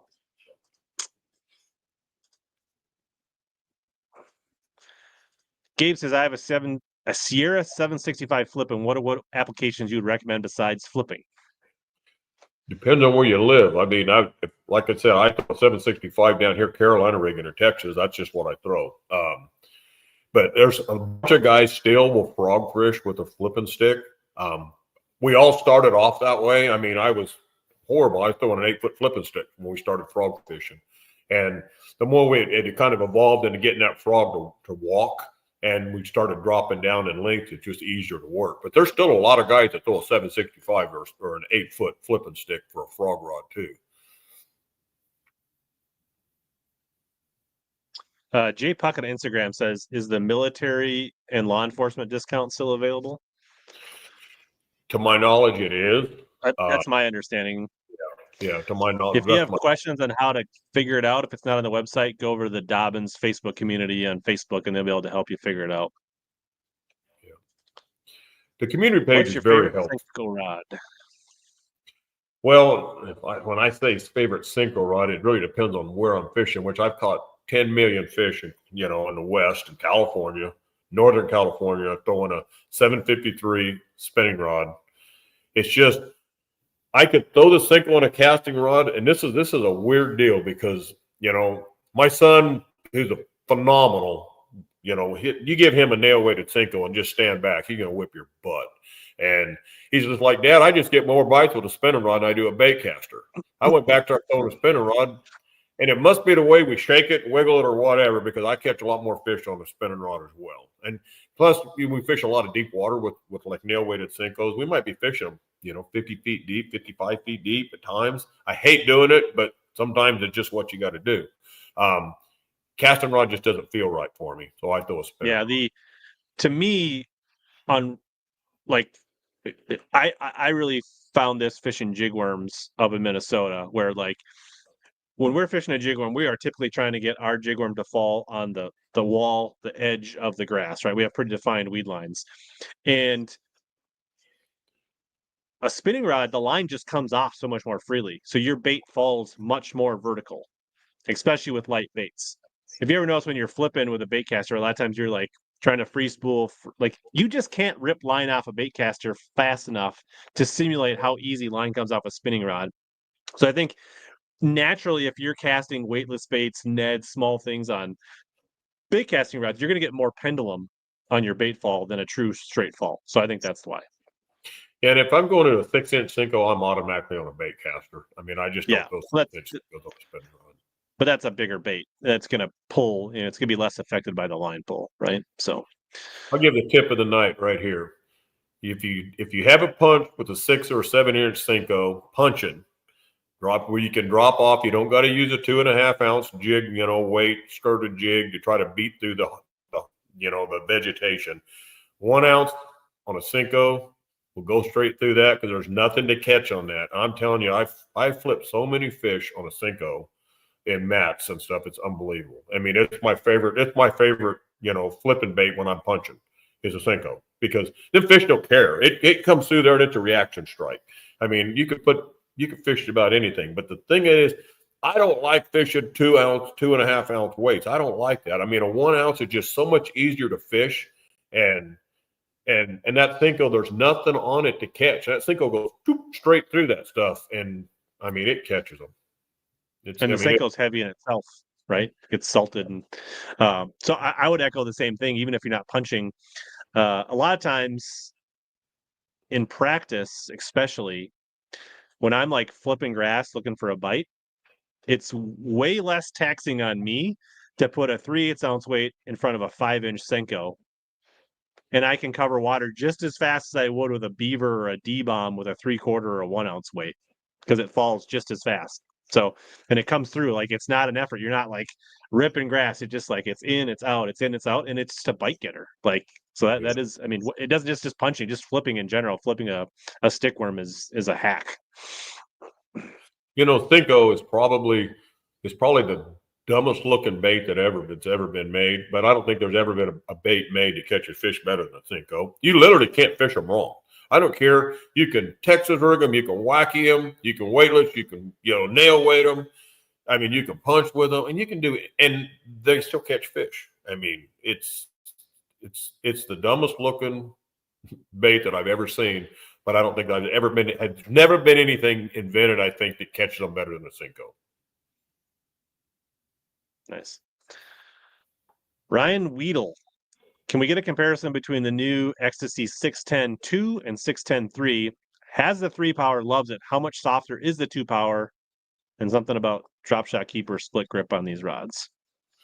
It's very noticeable, to be honest with you. When you drop down that 2-power, it really lightens that tip up a lot. I mean, there's a very noticeable difference between a 2 and a 3-power in the casting rod, especially in the Xtasys. You can do either one, you know, if you're you're drop shotting. I mean, either one of them. And my question, honestly, is I don't know if GSM, who purchased Yamamoto, is still continuing to make the rebarb hook, which was, you know, I don't know if they do. I always got them in 100 packs, and I've got a bunch of them. But that rebarb hook, that Gamakatsu rebarb hook, I mean, for drop shotting, especially bubba shot, but I mean, I use it for everything. I don't really like nose hooking baits. You'll miss fish, they'll steal a bait, but you get that rebarb hook in there, and it sets back in there just a little bit. I mean, you just don't hardly ever miss, and it's a straight shake hook, so it's got a ton of bite. I honestly do not know if GSM has kept those in the lineup or not. Owner cover shot. It's a good replacement. The light wire owner cover shot. So there's been several companies that have come out with straight shank finesse hooks with little like either tide keepers or fluoro keepers on them. That so if the rebarb doesn't exist, there are some good replacements out there. But I agree. Alternatives to the Cadence 75. Alternative uses for the Cadence 765 flip. I guess this is like the Sierra question, right? Carolina rig, frogs, flipping, swim baits. If you don't want to invest in a swim bait rod, you could use it for swim baits, especially the smaller ones. Yeah. I don't That's know if another thing. We all favorite swim baits on favorite champion spinning rod. Without a doubt, DC 733 SF. It's the rod that I used. It's the rod that I used. That's an extreme blank. That's the old original South Korea made DX 743 blank. If you measure that rod, it's only got a half an inch. I couldn't make it 7'4". So I took a half inch off. If you measure a 733 champion, it's going to measure out at 733.5 inches because it's the old DX blank. And it's the rod that I threw nail weighted Senkos on until I made the Xtasy line. I mean, that rod is bad to the bone. I'd have to get one of those someday. All right. Same thing with the 732. Another question. He has the XP 735. Is the Xtasy 725 comparable? Looking to upgrade. Looks like he likes to swim jig with it. Swim jig fish with a 735. I fish swim jigs with the 735 champion. That's what I use. 725 definitely would work. It's gonna be more sensitive. It's gonna be lighter. But again, I throw swim jigs on a 735. I mean, I just bad to the bone rod, you know. But the 725 is definitely be an upgrade. There's no question about it being an upgrade. I just never done it. I mean, I've always grabbed that 735 champ.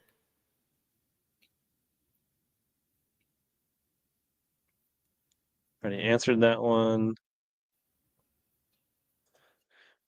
Is the Fury 765 a good rod for flipping 3/4 to 1 ounce baits? He's in Minnesota, so relatively smaller bass and lighter weights. No problem at all. I mean, yeah, I think you could go even. There's a Fury 735. No. Yeah, there's a Fury 735. I don't think you need. I mean, if you're punching, you might like the 765. If you're just flipping grass edges, I think you'd feel more comfortable and less fatigue with the 735. Ronnie wants to know, can he test rods in your ponds?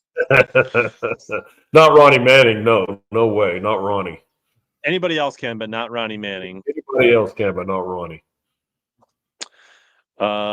Mike Kayak Fishing, the new Caden minnow rods, the 610 rods, do they have a solid tip or just normal builds, or is there anything special about the builds? No, it's tubular. It does not have a solid tip. All right. Andrew's on Hartwell. Deep brush, 15 to 30 foot of water, looking for dirty jigs, finesse football jig, 1/2 ounce, 5/8, 16-pound fluoro, price point champ and under. Now, this is the perfect way to ask a rod question. So if you're asking rod questions, take note. This is how you ask rod questions, whether it's on here or in the Dobyns Facebook group or in my DMs. Andrew, this is how you ask rod questions. Yeah, I mean, we know exactly what he's doing, what line he's using, and I would come out with a champ 735. You know, and yeah, it's quick at a 5/8 ounce. It'll handle no problem. I mean, the 744 too, like, right? They're not the same rod, but they are pretty similar. Yeah, but yeah, they're actually quite similar. Under, so then, yeah, I think the 744 Caden, if you want to even step like those 744, 740, like it's kind of personal preference too, a little bit, right? Like, you could bounce between that 7'4", 7'3" rod and a 4 to 5 power all the way down, and it's kind of a little bit personal preference. There is a question about that. We should maybe just tackle that right now. Let me find that one if I can. All right. Yeah. Blake, I have 3 744 champs, which is the jig special rod. How does the 735 compare? Is it worth adding the 735? Truthfully, they're both extra fast actions, so they're very dang similar. We just had such a huge following on the extreme 744, and we just was, why can't you make a 744 in the champ? And even though the 735 and the actions they're both extra fast. The 735 balances a little bit better. Truthfully, I prefer the 735 myself. But I made the 744 just simply because we had so many requests for a jig rod 744. But it doesn't balance as well as a 735. I mean, I'd have to really counterweight the crap out of it. Didn't want to do that. But they both kind of do the same thing, really. I mean, I just love the 735. To me, the XP 744 hits quite a bit harder than the HP 744. Like, oh yeah, I don't know. Yeah. Like I'll throw a finesse jig on the 744 Extreme, but I won't throw a finesse jig on the. I don't know. Like, to me, the 744 XP almost feels more like a 745 Extreme than it does a 744. Yeah, so short answer, I don't think if you're using it for the same application, I don't think you're missing out anything. I actually frog with the XP 735 with braid, and then the 744 champ, I throw like 18 to 20 pound fluoro, and I, flip grass beavers, throw chicken jigs, stuff like that. So the 744 champ loads a lot faster than the 744 DX, and it's just going to feel like a lot more because it loads quicker, and so it's going to feel like a lot more powerful rod than the Extreme 744. So a lot of the 735 are labeled mag heavy. Are they as stout as the flipping rods, aka the 765s? Great question. I mean, it's something that I think I might have made a mistake on, and I changed it on some of the other series. But when I started off with the Champ 735, it's in the flipping pitching category. I consider that a pitching rod. And a 5-power medium heavy in a flipping category is mid-range. Okay, a lot of them are 6 powers, but a 5-power in a regular casting rod is usually like a mag heavy. And so I put it in a flip and pitch category, and it's very confusing. And it's a great question because did I screw up by putting a flip and pitch category and calling it a medium heavy? Because it's very confusing. And I've addressed that honestly for 20 years, but I just never took it out of that quote flip pitch category. So it is confusing as crap. I just don't know. I didn't do that on some of the other models. I just call them mag heavies, the 735s. But on that Champ, I just left it in the flip pitch category.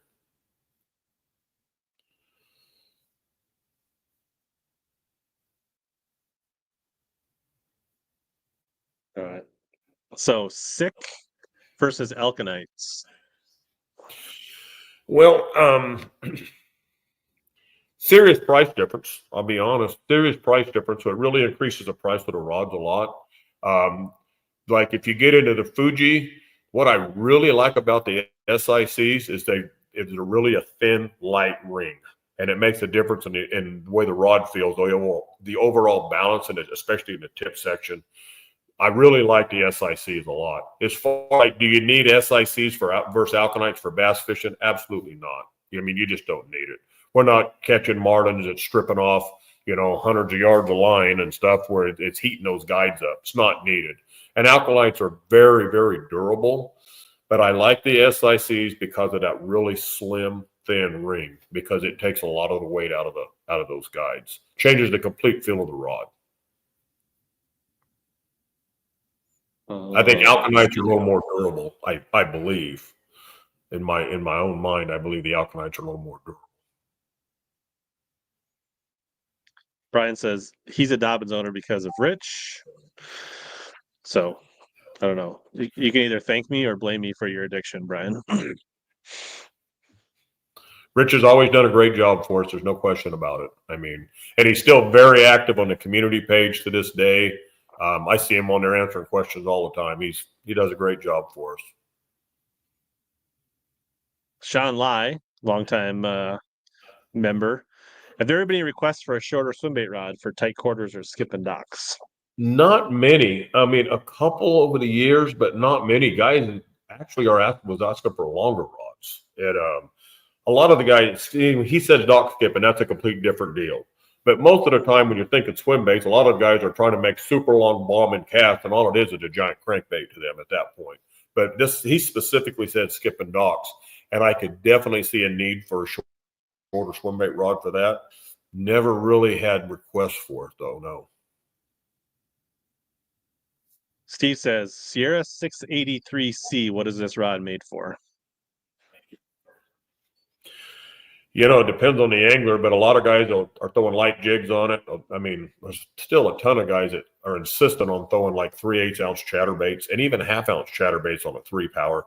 I wouldn't do it, but a lot of guys do it. And I mean, they're just adamant. I mean, one of my former employees, he was absolutely convinced the 733 Champ was the best chatterbait rod ever made, and he fished a ton of chatterbaits. I disagree with him, but that's fishermen. They got their own likes and dislikes. For me, a 683, you get those spinnerbaits on it. You get the you get the lighter jigs on it. You get a lot of guys that throw Kitex on them with swim bait heads. I mean, you can pitch a Bubba shot, a drop shot. It would be phenomenal. It's a medium heavy, versatile rod. I mean, probably a pretty darn good popper rod. Also, I think like being a Sierra, like if you're just looking for something that can do a lot of things, I wouldn't be afraid to throw like a square bill on it or something like that either. Like you could use it as a crankbait rod in a pinch. So what was the XB 733C rod made for? You know, it's the little brother to the 734, okay? You know how earlier I said the 734 is on the slower side of fast? You know, where the 735 is extra fast in a Champion? The 733 is exactly like the 734. It's on the slower side of fast. So it makes it a really good, versatile, you know, a lot of guys are throwing traps on it. Heck, one of my main fishing buddies, he jig fishes with it. I mean, and I used his in the boat one day, and I mean, I caught him really, really good on it. I would never think that I would ever throw it. He just rode me all day long because I've always told him, you don't fish the right rod for jigs. But it's got a lighter tip, and there's a lot of guys that like that little bit lighter tip for, you know, where they can actually pick up against the fish without that fish spitting it out. But I don't use the 733 Champion, to be honest with you. It doesn't fit how I fish. I don't use that rod at all. But I will tell you this, it's a top seller for us. It gets a lot. There's a lot of people that use that 733. And like I said, my main fishing partner, I mean, he's got a boat full of them. And I just tell him he ain't using it right, but he catches fish on it. Yeah, I should mention, just shout out, like, so if anybody's looking to like act on any of these rods, obviously you can go to DobynsRods.com, you can go to the GSM website, but Omnia does carry most of the rods we're talking about, and I do have a 15% off discount code for Omnia down below on the bottom of the screen. So, and they got a pretty good selection. They got good fast shipping, free shipping. So just throw that out there for people. Give Gary a chance to take a sip of his Coke and catch his breath here. Timmy from Cincy says, any new BFS rods planned in the future? You know, I made some samples a long time ago, you know, for GSM. I mean, like, I don't believe they ever ordered them. And I made them, honestly, I made them in the Xtasy line. And they felt really, really, really good. But they've just never really, I know they haven't ever ordered. Yeah. All right. We got a couple members get their questions back to the top here. JJ's back on the 10XD. He says he's got 3 options. He's got a 746 CB. He's got the A-Rig rod, and he's got a Champ 805 CB and a Sierra 735C, limited use. And those 3 rods for me, no question, I do the 794.5. And the 805, it just doesn't have enough for 10XD. It just doesn't. It doesn't load where you can launch that bait as well. That's the difference between the 805 and 806 is that rod has just got enough more meat in it where it can actually launch that bait. If you're using an 805 CB for 10XD, you've got to do more of a lob cast. You can't fire it. You've got to, sling lob cast it. At 746C, again, I just don't think it, in a pinch, no question. But if I was a real serious 10XD fisherman, I wouldn't throw a 746. Sean Lai, best spinning jerkbait rod. He currently has a Sierra 692 and a 693, but wondering if there's anything better for a spinning rod jerkbait rod. You're pretty solid right there, to be honest with you. Pretty solid. It'd be like 2 I'd recommend right off the top of my head in a spinning rod. I just wouldn't do it personally, but that's me. Yeah. I don't like throwing jerk baits on spinning rods, and the main reason is, when popping, you get that slack line for popping in, and that your line spits off the front of that spool, and it's just a nightmare. And that's my big deal about spinning rods with jerk baits. I just don't like them. But I'll be honest, the way my shoulders are now, I'm gonna probably be the guy going back to throwing a spinning rod. And that's how we all started. I'm talking like forever ago. We all started throwing spinning rods for ripping and jerk baits. That's what started. And then it kind of evolved into using the casting rods, and it's just way better. You're not fighting the line tangles and stuff like you do on a spinning rod. Steve, weightless super fluke rod under 7 foot.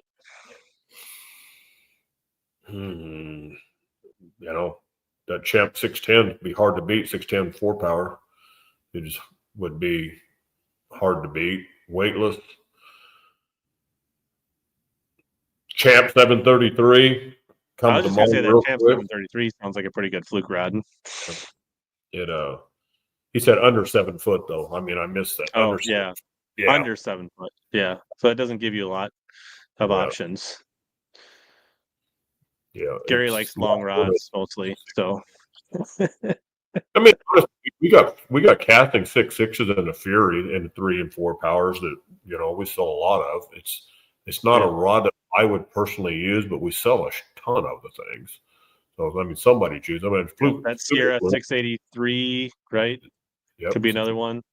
Yeah. Ben wants to know, do you still fish the hula grub? Not as much now that I'm fishing in Texas, but in the West, man, I tell you, I didn't go anywhere without hula grubs. I didn't check a lot of colors. Pretty much I stayed with, cinnamon purple flake and green pumpkin. I pretty much stayed with those 2.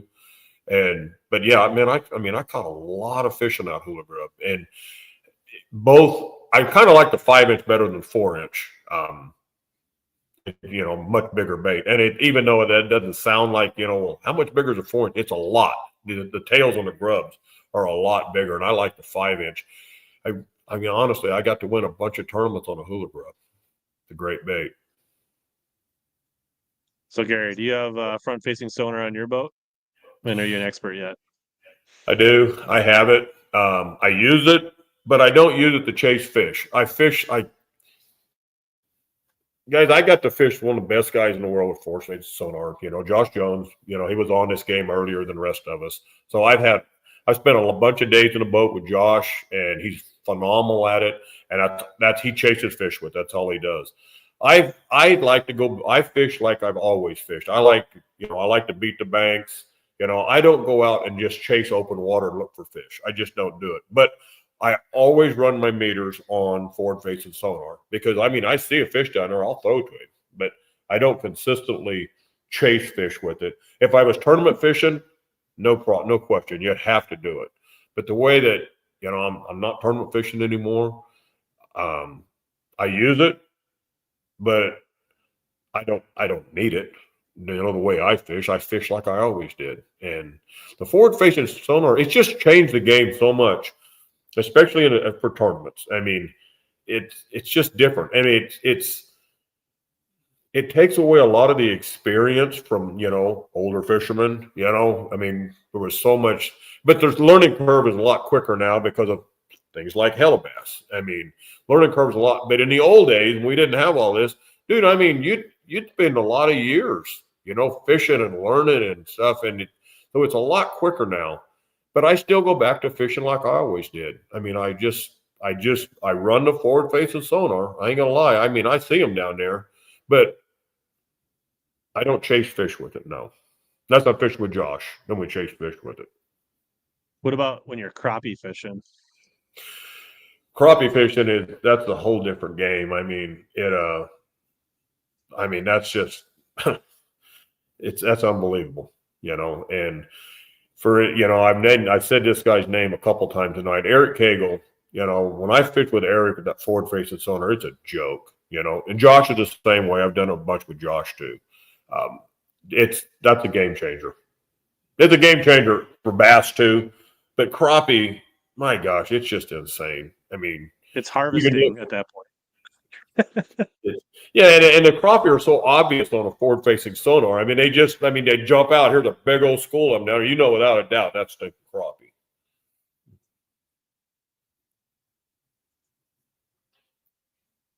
All right. Tom P says, Ned's drop shot. Should I move from the Xtasy 753? Move down from. Okay, a Ned's drop shot. Should I move down from Xtasy 753? Extreme 703 seems soft enough. I mean, if it works for you, it works for you. Yeah.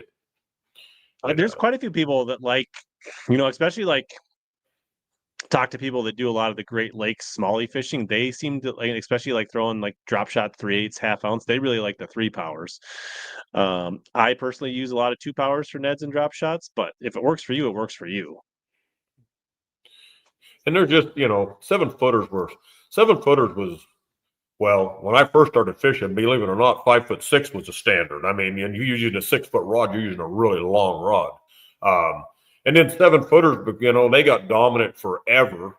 And, you know, we really pushed the 7-foot threes a lot. And you know, the better materials have come along. And so you can push a 7'3" rod and you can balance it like a 7-footer or better than most of the companies, because most of the companies don't balance rods for worth a darn. But we push the 7.3s, but 7-footers is like, I can't say it's a norm, because I promise you I bet you we sell 3-to-1 7.3s and 7.4s over 7-footers.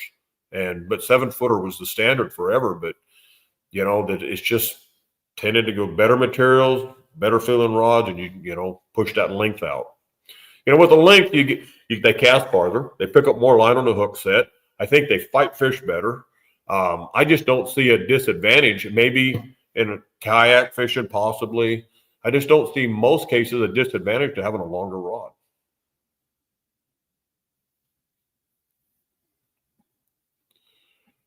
Arrow and angler, would you recommend DX 744 or 745 for 1/4 ounce football jigs with a standard wired hook?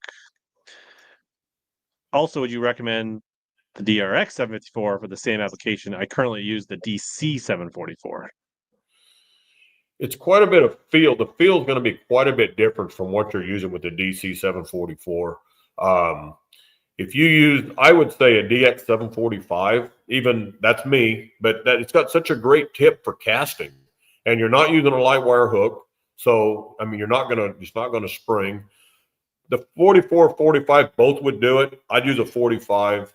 That DRX 754, man, I mean, that's a whole nother deal. And I tell you, one of the things that makes those rods feel so different, truthfully, guys, it's the Torzite guides. I mean, I've even stripped guides off of several of the DXs and put the Torzites on it. It completely changes the feel of the whole rod. And it just, that titanium, you know, thin ring, it lightens it up. It just livens that rod up a lot. And that's, you know, yeah, it's got Toray T1100 material, the best that you can buy. You know, I think the Torzite guide is even a bigger deal than the Toray 1100. And they would shoot me if they heard me say that. But I really think the Torzite guides liven a rod up even better than the better grade materials. But those guides are expensive. I mean, Torzite guides are expensive. It's like $60 for a size 25 stripper guide on a spinning rod. Like retail on them, like, you go to mud holes, like, $58 to $60 for one guide. They're very, very expensive. But boy, I tell you what, they change the feel of a rod. Yeah. I mean, I own the DC 74, 744 and DX 744. And I think for a quarter ounce football jig, I think you would like the DX 744 better. I think you're going to get a little more feel, a little more tip. I do think it's a little bit better. If I was going half ounce football jigs, I definitely would go 745. But I think for 744, I think you would actually like the Extreme 744. Didn't ask me, but that's my 2 cents. I think we just touched on this. Little Rich is saying, what separates the Xtasy 753 from the Champ and Cadence? And it's really the material of the rod and the guides, right? Yeah, just like I just said, it's just, Tour T1100 is the best you can buy. But I still tell you the Fuji titanium Torzite, I think, is a bigger deal than even the materials. Brian Partek.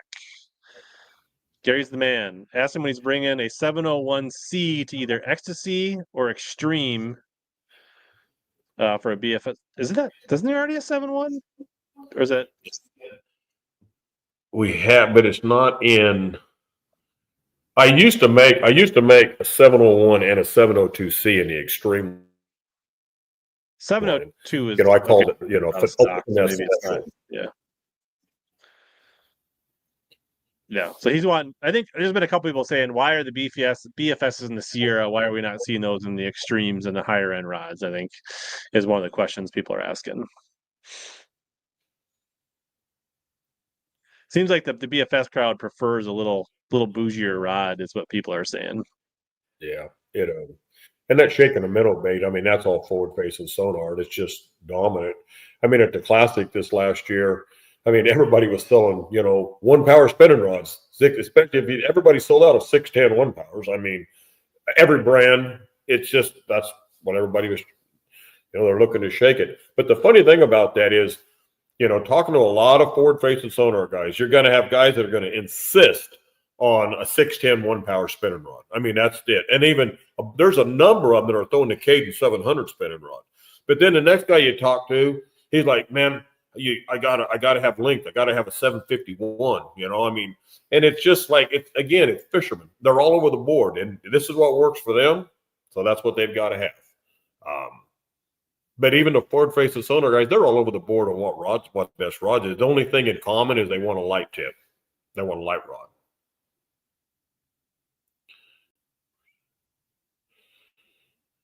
So Bryce sent the $5 super chat, so he goes right to the top of the list here. If you could only have 3 or 4 rods to cover all your largemouth bass needs, what would they be?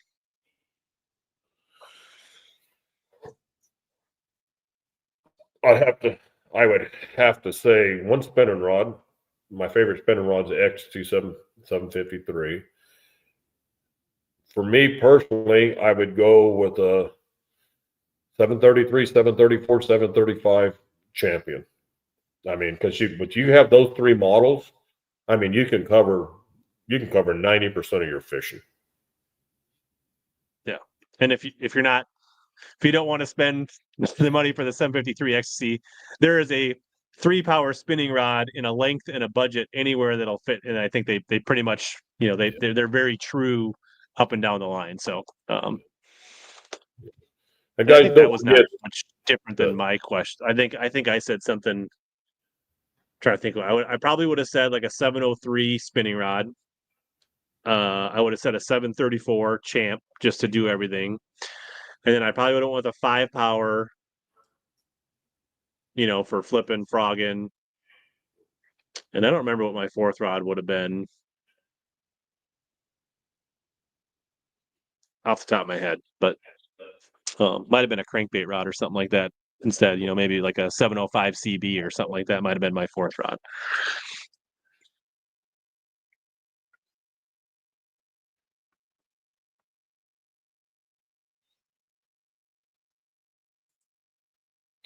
Sean says, have you ever tried using the Toray M40X with the T1100, or do you think it would make a difference?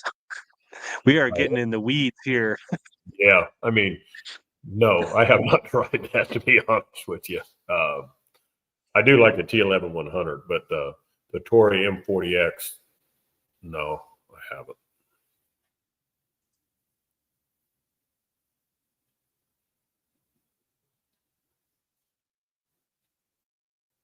Yeah, if people are asking about, it's called the Dobyns Rods community, right? I think that's what it's called on Facebook, something like that. Dobyns Rod community page. Yeah, and guys, I had nothing to do with that. I mean, that was all Peter Yang. That was all Peter's deal. It's Dobbins, but we don't have any ownership rights for that. It's user run, right? I guess it's not run by Dobbins or GSM. It's run by the user groups, or the anglers themselves.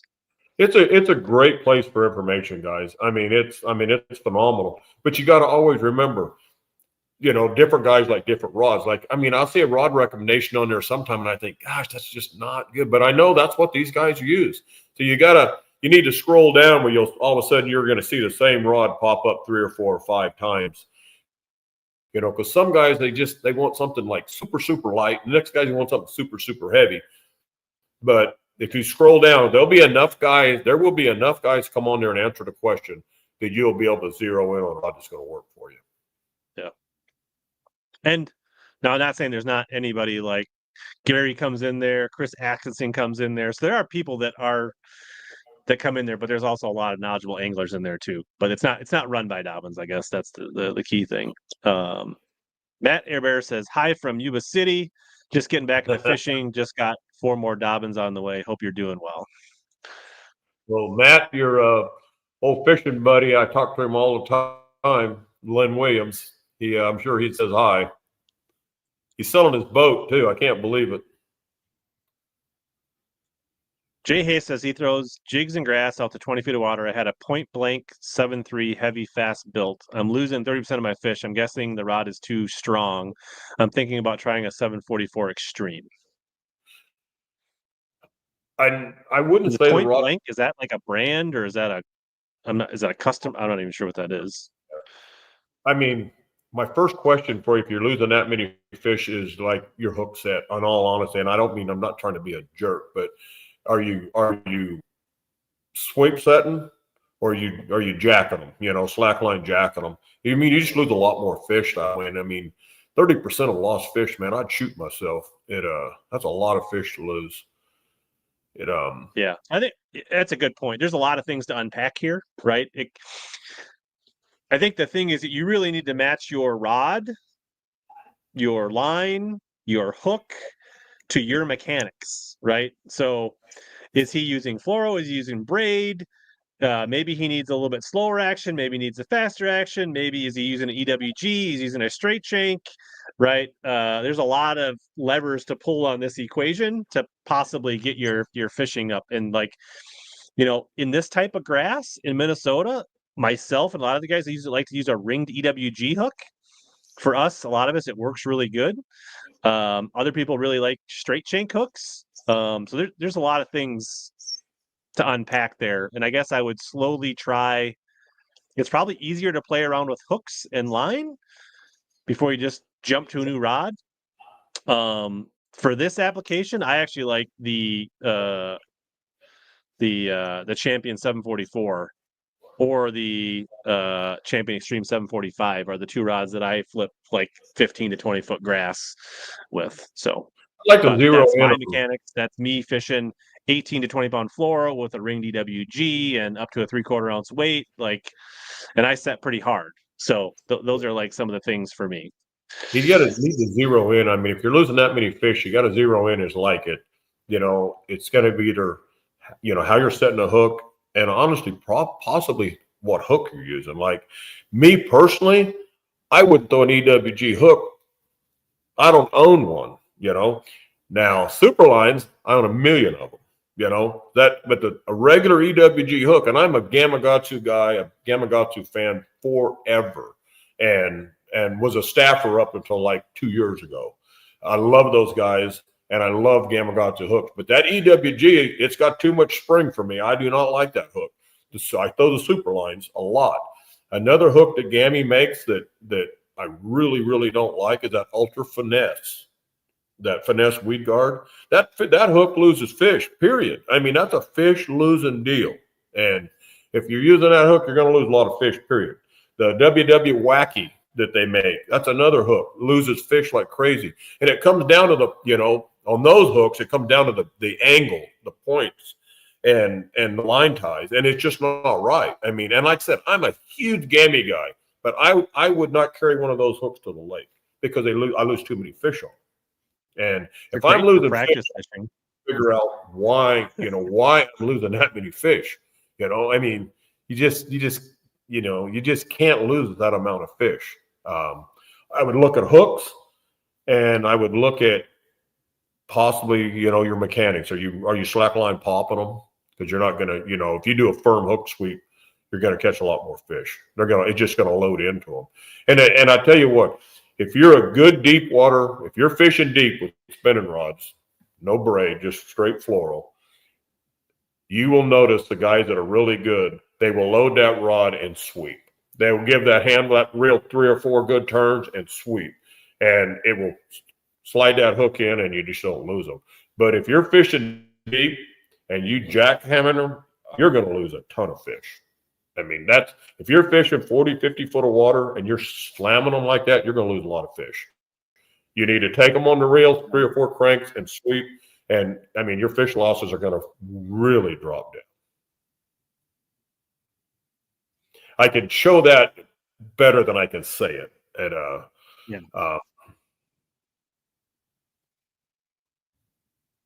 small Ricos, 683 Sierra.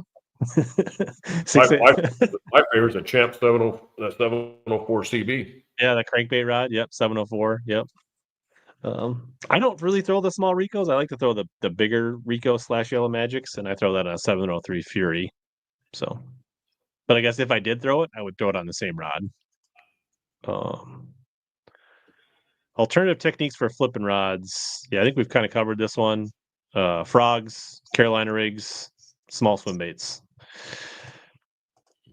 You ever get I guess any requests for a northern hair jig rod, like the 332nd thing, and if what do you think the most popular rod is for people that for northern hair jig?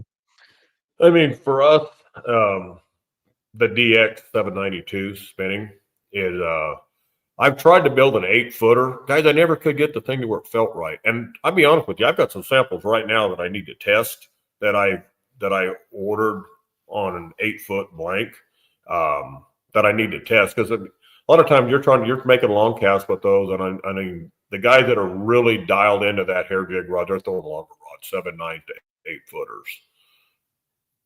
And right for us, it'd be the 792 DX currently. I don't see that on the website anymore. It should be there. I mean, they might have. I don't believe it discontinued, but we've caught several rods that were missed on the website. And that maybe they discontinued it. They don't keep me in the loop on that kind of stuff. I just don't know when they drop a rod. I would not drop a 792. We sell a lot of those.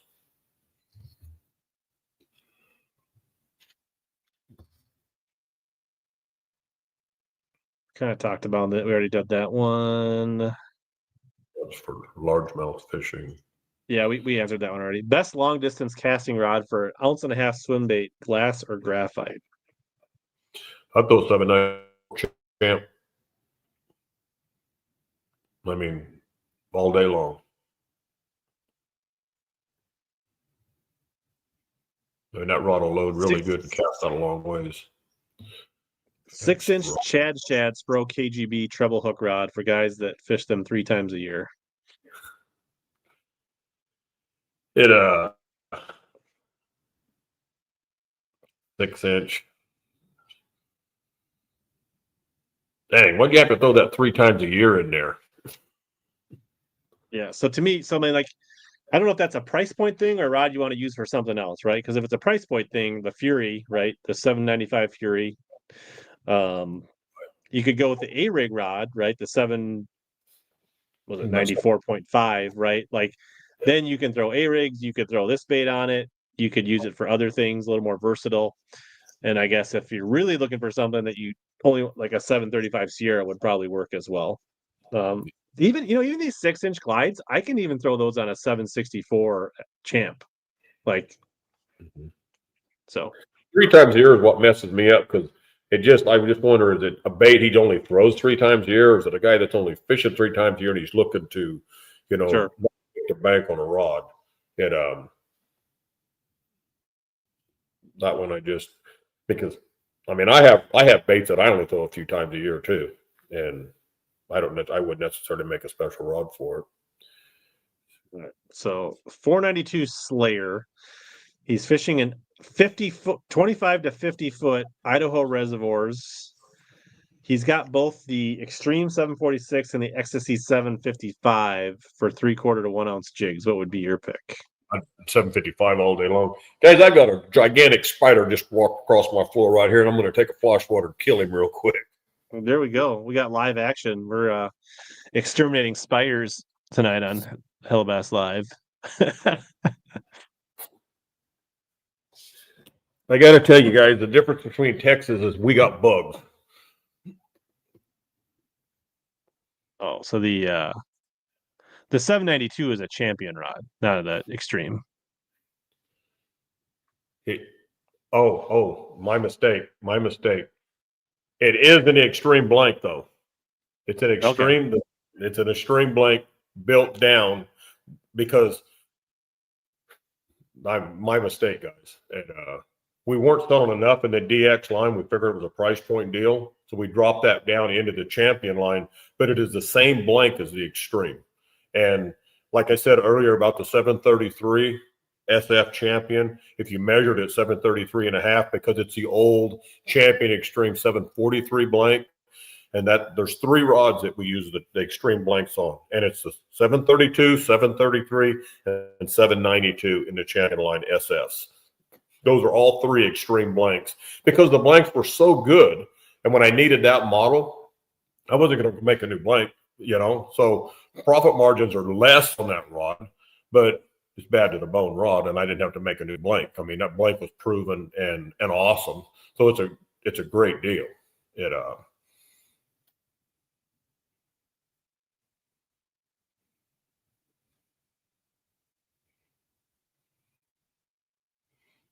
Man, I don't know. So Bill Hare wants to know, what rod is similar action to the old Powell Max 702 ML extra fast spinning? First of all, that rod wasn't extra fast. Wait, are you suggesting that all rod ratings are not universal and the same across all rods, Gary? Guaranteed. Absolutely guaranteed. Do a Champ 702 SF. Favorite budget C-rig and budget shaky head rods. So let's just say under 200. When people say budget may be under 200 for one person, might be under 100 for another.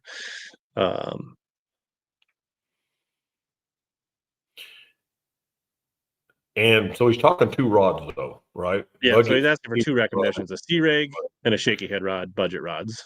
Dude, I would jump into the Fury line. I mean, that's just a great line. And the C-rig rod, you don't have when I think of C-rig, most of the time I'm thinking of a 7.6 or longer rod. A lot of 7.6, but a lot of guys throw them on 7'3s. And you could do in a Fury line for a C-rig, you could do a 734, 735 Fury and do well. And for a budget shaky head rod, I mean, are we talking casting or spinning? I mean, in the West, it's definitely going to be spinning, and in Texas, it's definitely going to be casting. Anyway, I think a 703 spinning or casting be good options. It's kind of crazy. Like, even if you think it's saltwater, like in the West, it's casting. In the East, it's spinning. for inshore rods and stuff. It's crazy. Just different parts of the country is different. Best rod for big spoons. That's something I have no experience in. Big spoons. And like the 8-inch mag spoons. And it's funny because when that thing got popular, you know, instantly we got bombarded with phone calls. What rod? And I didn't know what to say. And it's 8-inch spoons. And the rod that worked the best for me was 795 Swimbait rod. You don't need it for working the bait. You need it for casting the bait for the weight, because the bait works really easy, but you need the 795 Swimbait, you know, to be able to cast that stinking bait out there. That's the only reason. But you could work it with a 3-power, you know, casting rod, but you can't cast it. And so I went down to I was headed to the Cal Delta. I grabbed a bunch of rods, you know, guys, they actually sent me some spoons, and I went out and 795 Swimbait rod, you know, and I'm talking 8-inch spoons.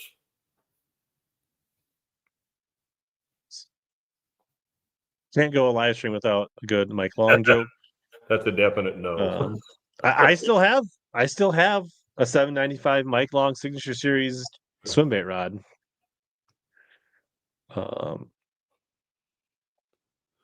There we go. We haven't talked spinnerbaits. Favorite 1/2 ounce, 3/4 ounce spinnerbait rod. Hard to beat a 734 champion. I mean, yeah, hard to beat a 734 champ. You know, the other thing you get into is like the full handle, split handle deal. You know, I mean, you got guys that are adamant split handle and guys that are adamant full handle guy.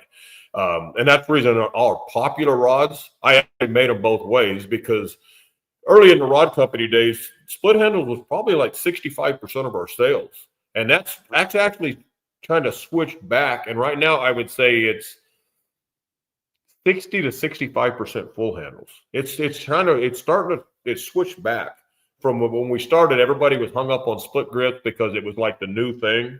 And I mean, one of my biggest gripes about split handle rods is, like, I fish a lot in a hoodie, and that handle gets stuck in that hoodie pocket on me, and it drives me nuts. And that's my biggest gripe with split. I can fish them, no problem. But if I have a full option, I'm going to go for a full.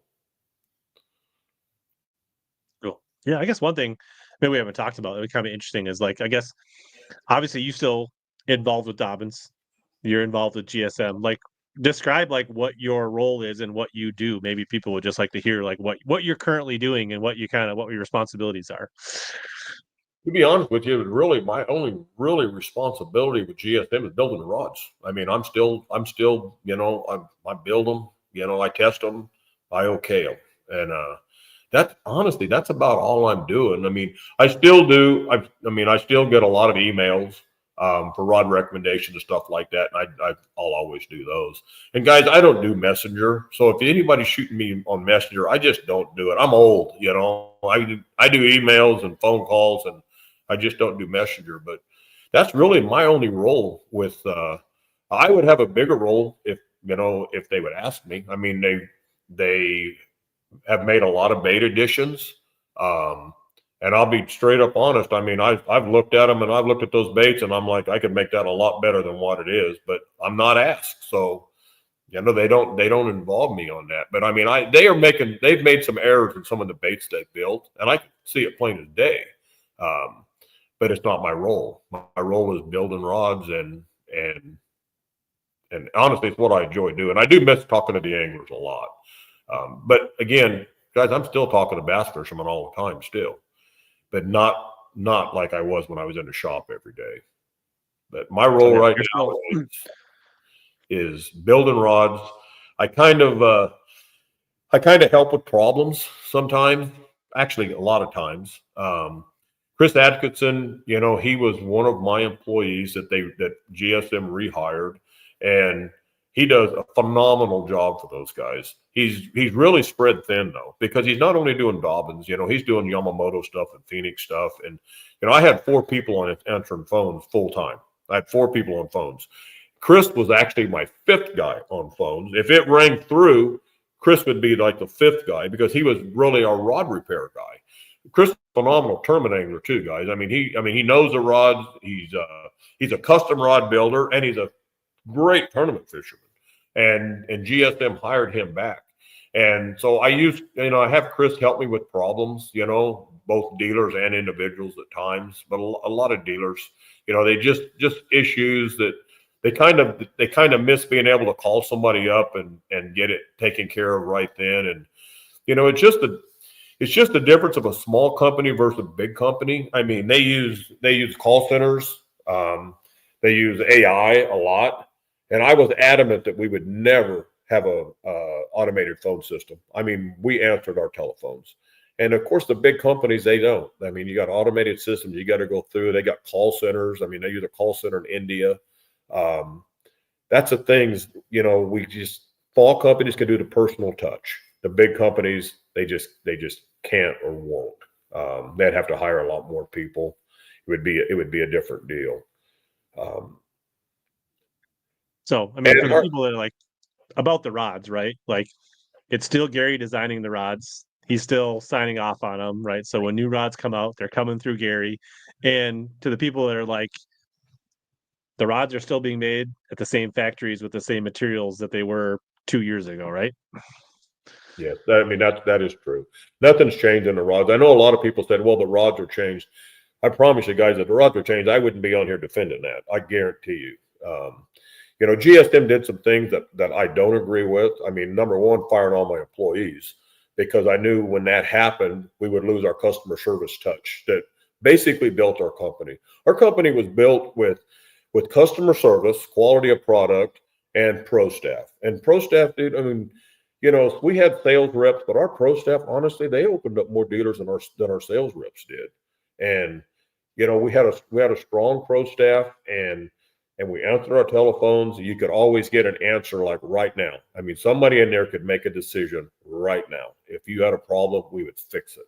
And you just can't do that same level of customer service with the big companies. And I hate to say this, it'll sound terrible, but they say, well, your people were spoiled, dude. I mean, they were spoiled being able to call in there and, talk to you or talk to Bryce or talk to Matt or, I mean, your customers are spoiled. I mean, because companies don't operate that way.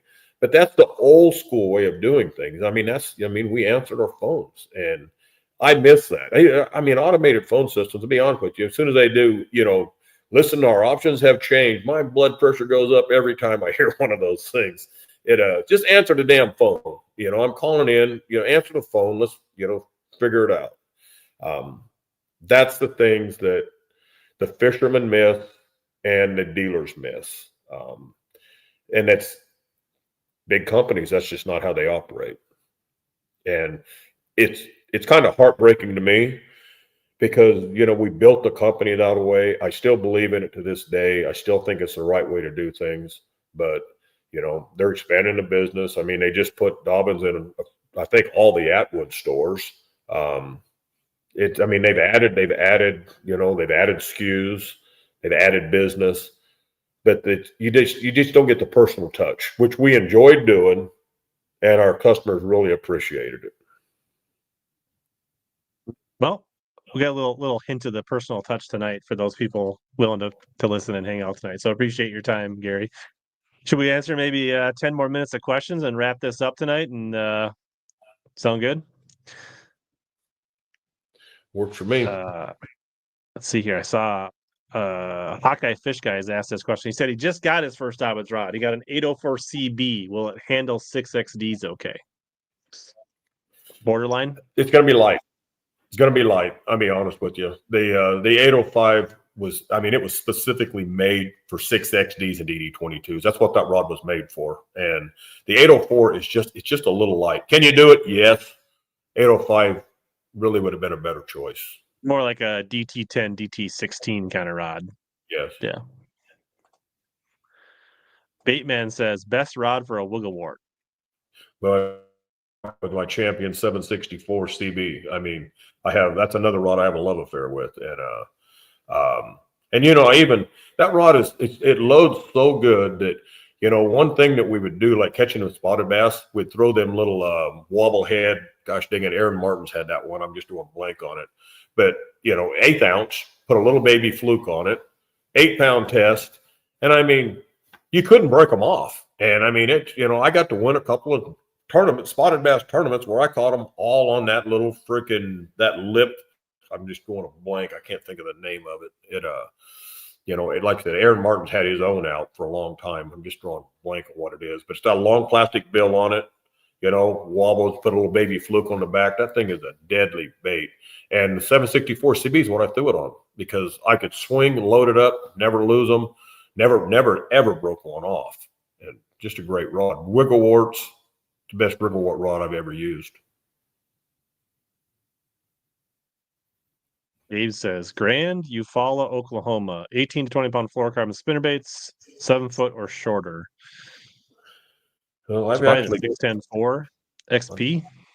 Rod 7 foot or shorter for spinnerbait. 7 foot or shorter.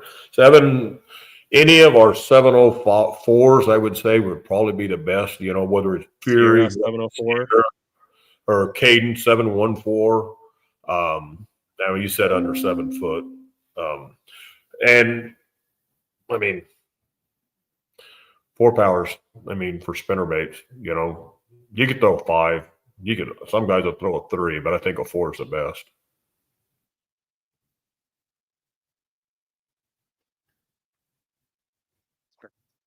Gravy says, what are 2 things I learned tonight that I will take to the water?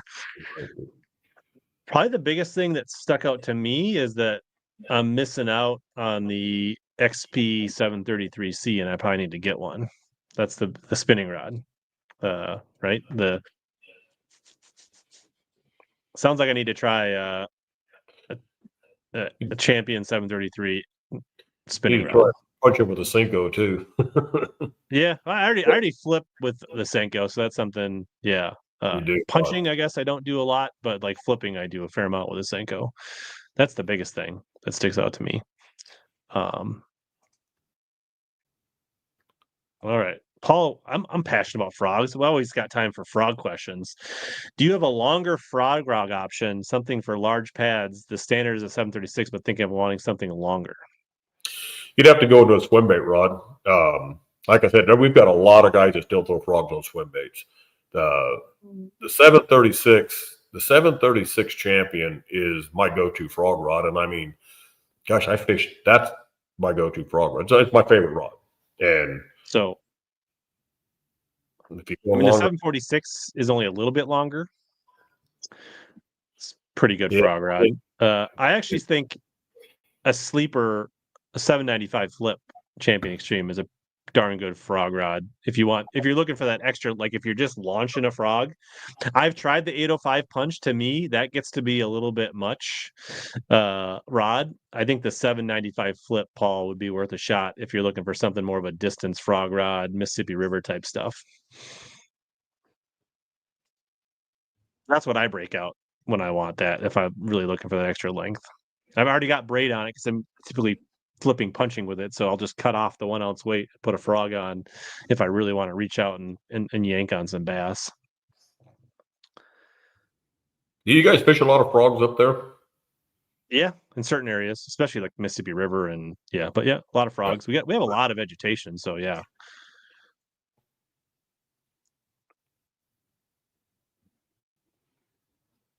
.505 fishing. What's the difference between the Sierra flipping stick and the Caden flipping stick? I'm guessing we're talking specifically 765s here. Yeah, it's different materials, different guides, same cork, a little bit different build. The reason the Caden even came about was, our Sierra sales, they just weren't where I wanted them to be. And so I changed it up and we made the Caden line. And the thing that the Caden hit the ground running so hard because we actually did a test deal. Because most of the time when I'd make a series of rods, I'd fish them for a year before I would ever put them out. I mean, I would test. And with the Cadens, I didn't really want to fish a year. I wanted something to replace the Sierra line. So we did that. Customers could buy a rod, at 40% off for a test, and they had to give us feedback, and we serial numbered every one of them. And so we got a bunch of rods. We ordered like 100 in each model. I think I started with 13 models. But we got the customers involved you know, and we got a ton of feedback. And I actually made a couple of changes over that feedback. But the Caden just got a lot of publicity and really, you know, really jump-started fast. But in the meantime, Tackle Warehouse had run a sale on the Sierras, and all of a sudden the Sierra sales jumped up. And so now I've got 2 rod series at the same price point, which I will tell you is dumb. But I've got the Sierras, I've got such a great following, and the Caden's got such a great following, I didn't know what to do. So I just kept them both. But they are different builds. The Sierra's got Fuji guides. The Cadens have got Sea Guide Alkanites, which are phenomenal. We have no issues there at all with either one of them. Different materials, a little bit different builds. Some of the rods are a little quicker. Some of them are a little slower, just depending on the model. But that's how, I mean, no one should have the same rod, the same price point, 2 series of rods. We're probably the only ones that do that. But I just couldn't get rid of one because it had too good a following. But the Sierras was originally going to go away. And then I just couldn't drop them.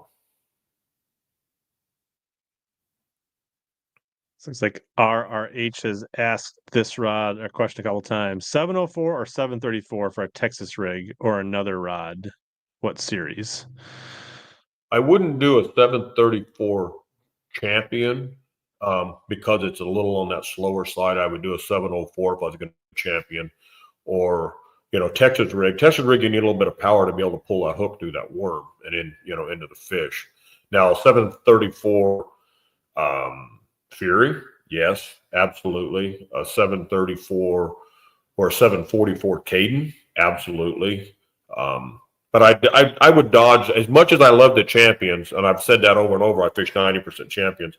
I wouldn't Texas rig with the Champion 734. I wouldn't do it. It's just a little on the slow side to make it versatile, but it works against you for a Texas rig. It doesn't load quick enough to get that hook penetration, you know, and have enough power to jerk it through, you know, like if you're throwing a, you know, one of Berkeley's power worms. You just need a little bit more rod. I mean, can you do it? Yes. Is that your dedicated go-to all the time? No. Right. So, yeah.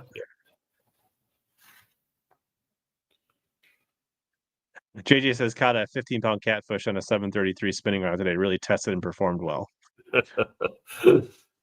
Yeah, Matt, who used to work for us, he caught a gar the other day, and it's on video. It's on his website, and that thing was like a monster. That thing had to be 6 feet long and huge, and he caught it I think he caught it on a 700 Caden, and he was out there for a while though. I'll tell you, it was out there. He sent me the video, and he was still fighting it. Nice. All right. So we're right at 2.5 hours. I know there's still a few questions coming in here, but this thing could run infinitely. And I really appreciate your time, Gary, and appreciate all your honesty and sharing tonight, and giving your time back to all the fans of your rods tonight. So, and hey, thanks for having me. Leave more comments on the video afterwards. I'll do my best to answer them. You can find both Gary and I hanging out on the Facebook Dobbins community page if you want to ask some questions in there that we didn't get to tonight. So, but we did our best we answered hundreds of questions in this 2.5 hours. So hope everybody enjoyed it. Hope you guys enjoyed the replay. And feel free to use that Omnia code if you want to save 15% on a Dobyns rod that you got your sight set on after tonight. So. Well, thanks for having me, Rich. And hey, thanks to all you guys, all you Dobbins, customers.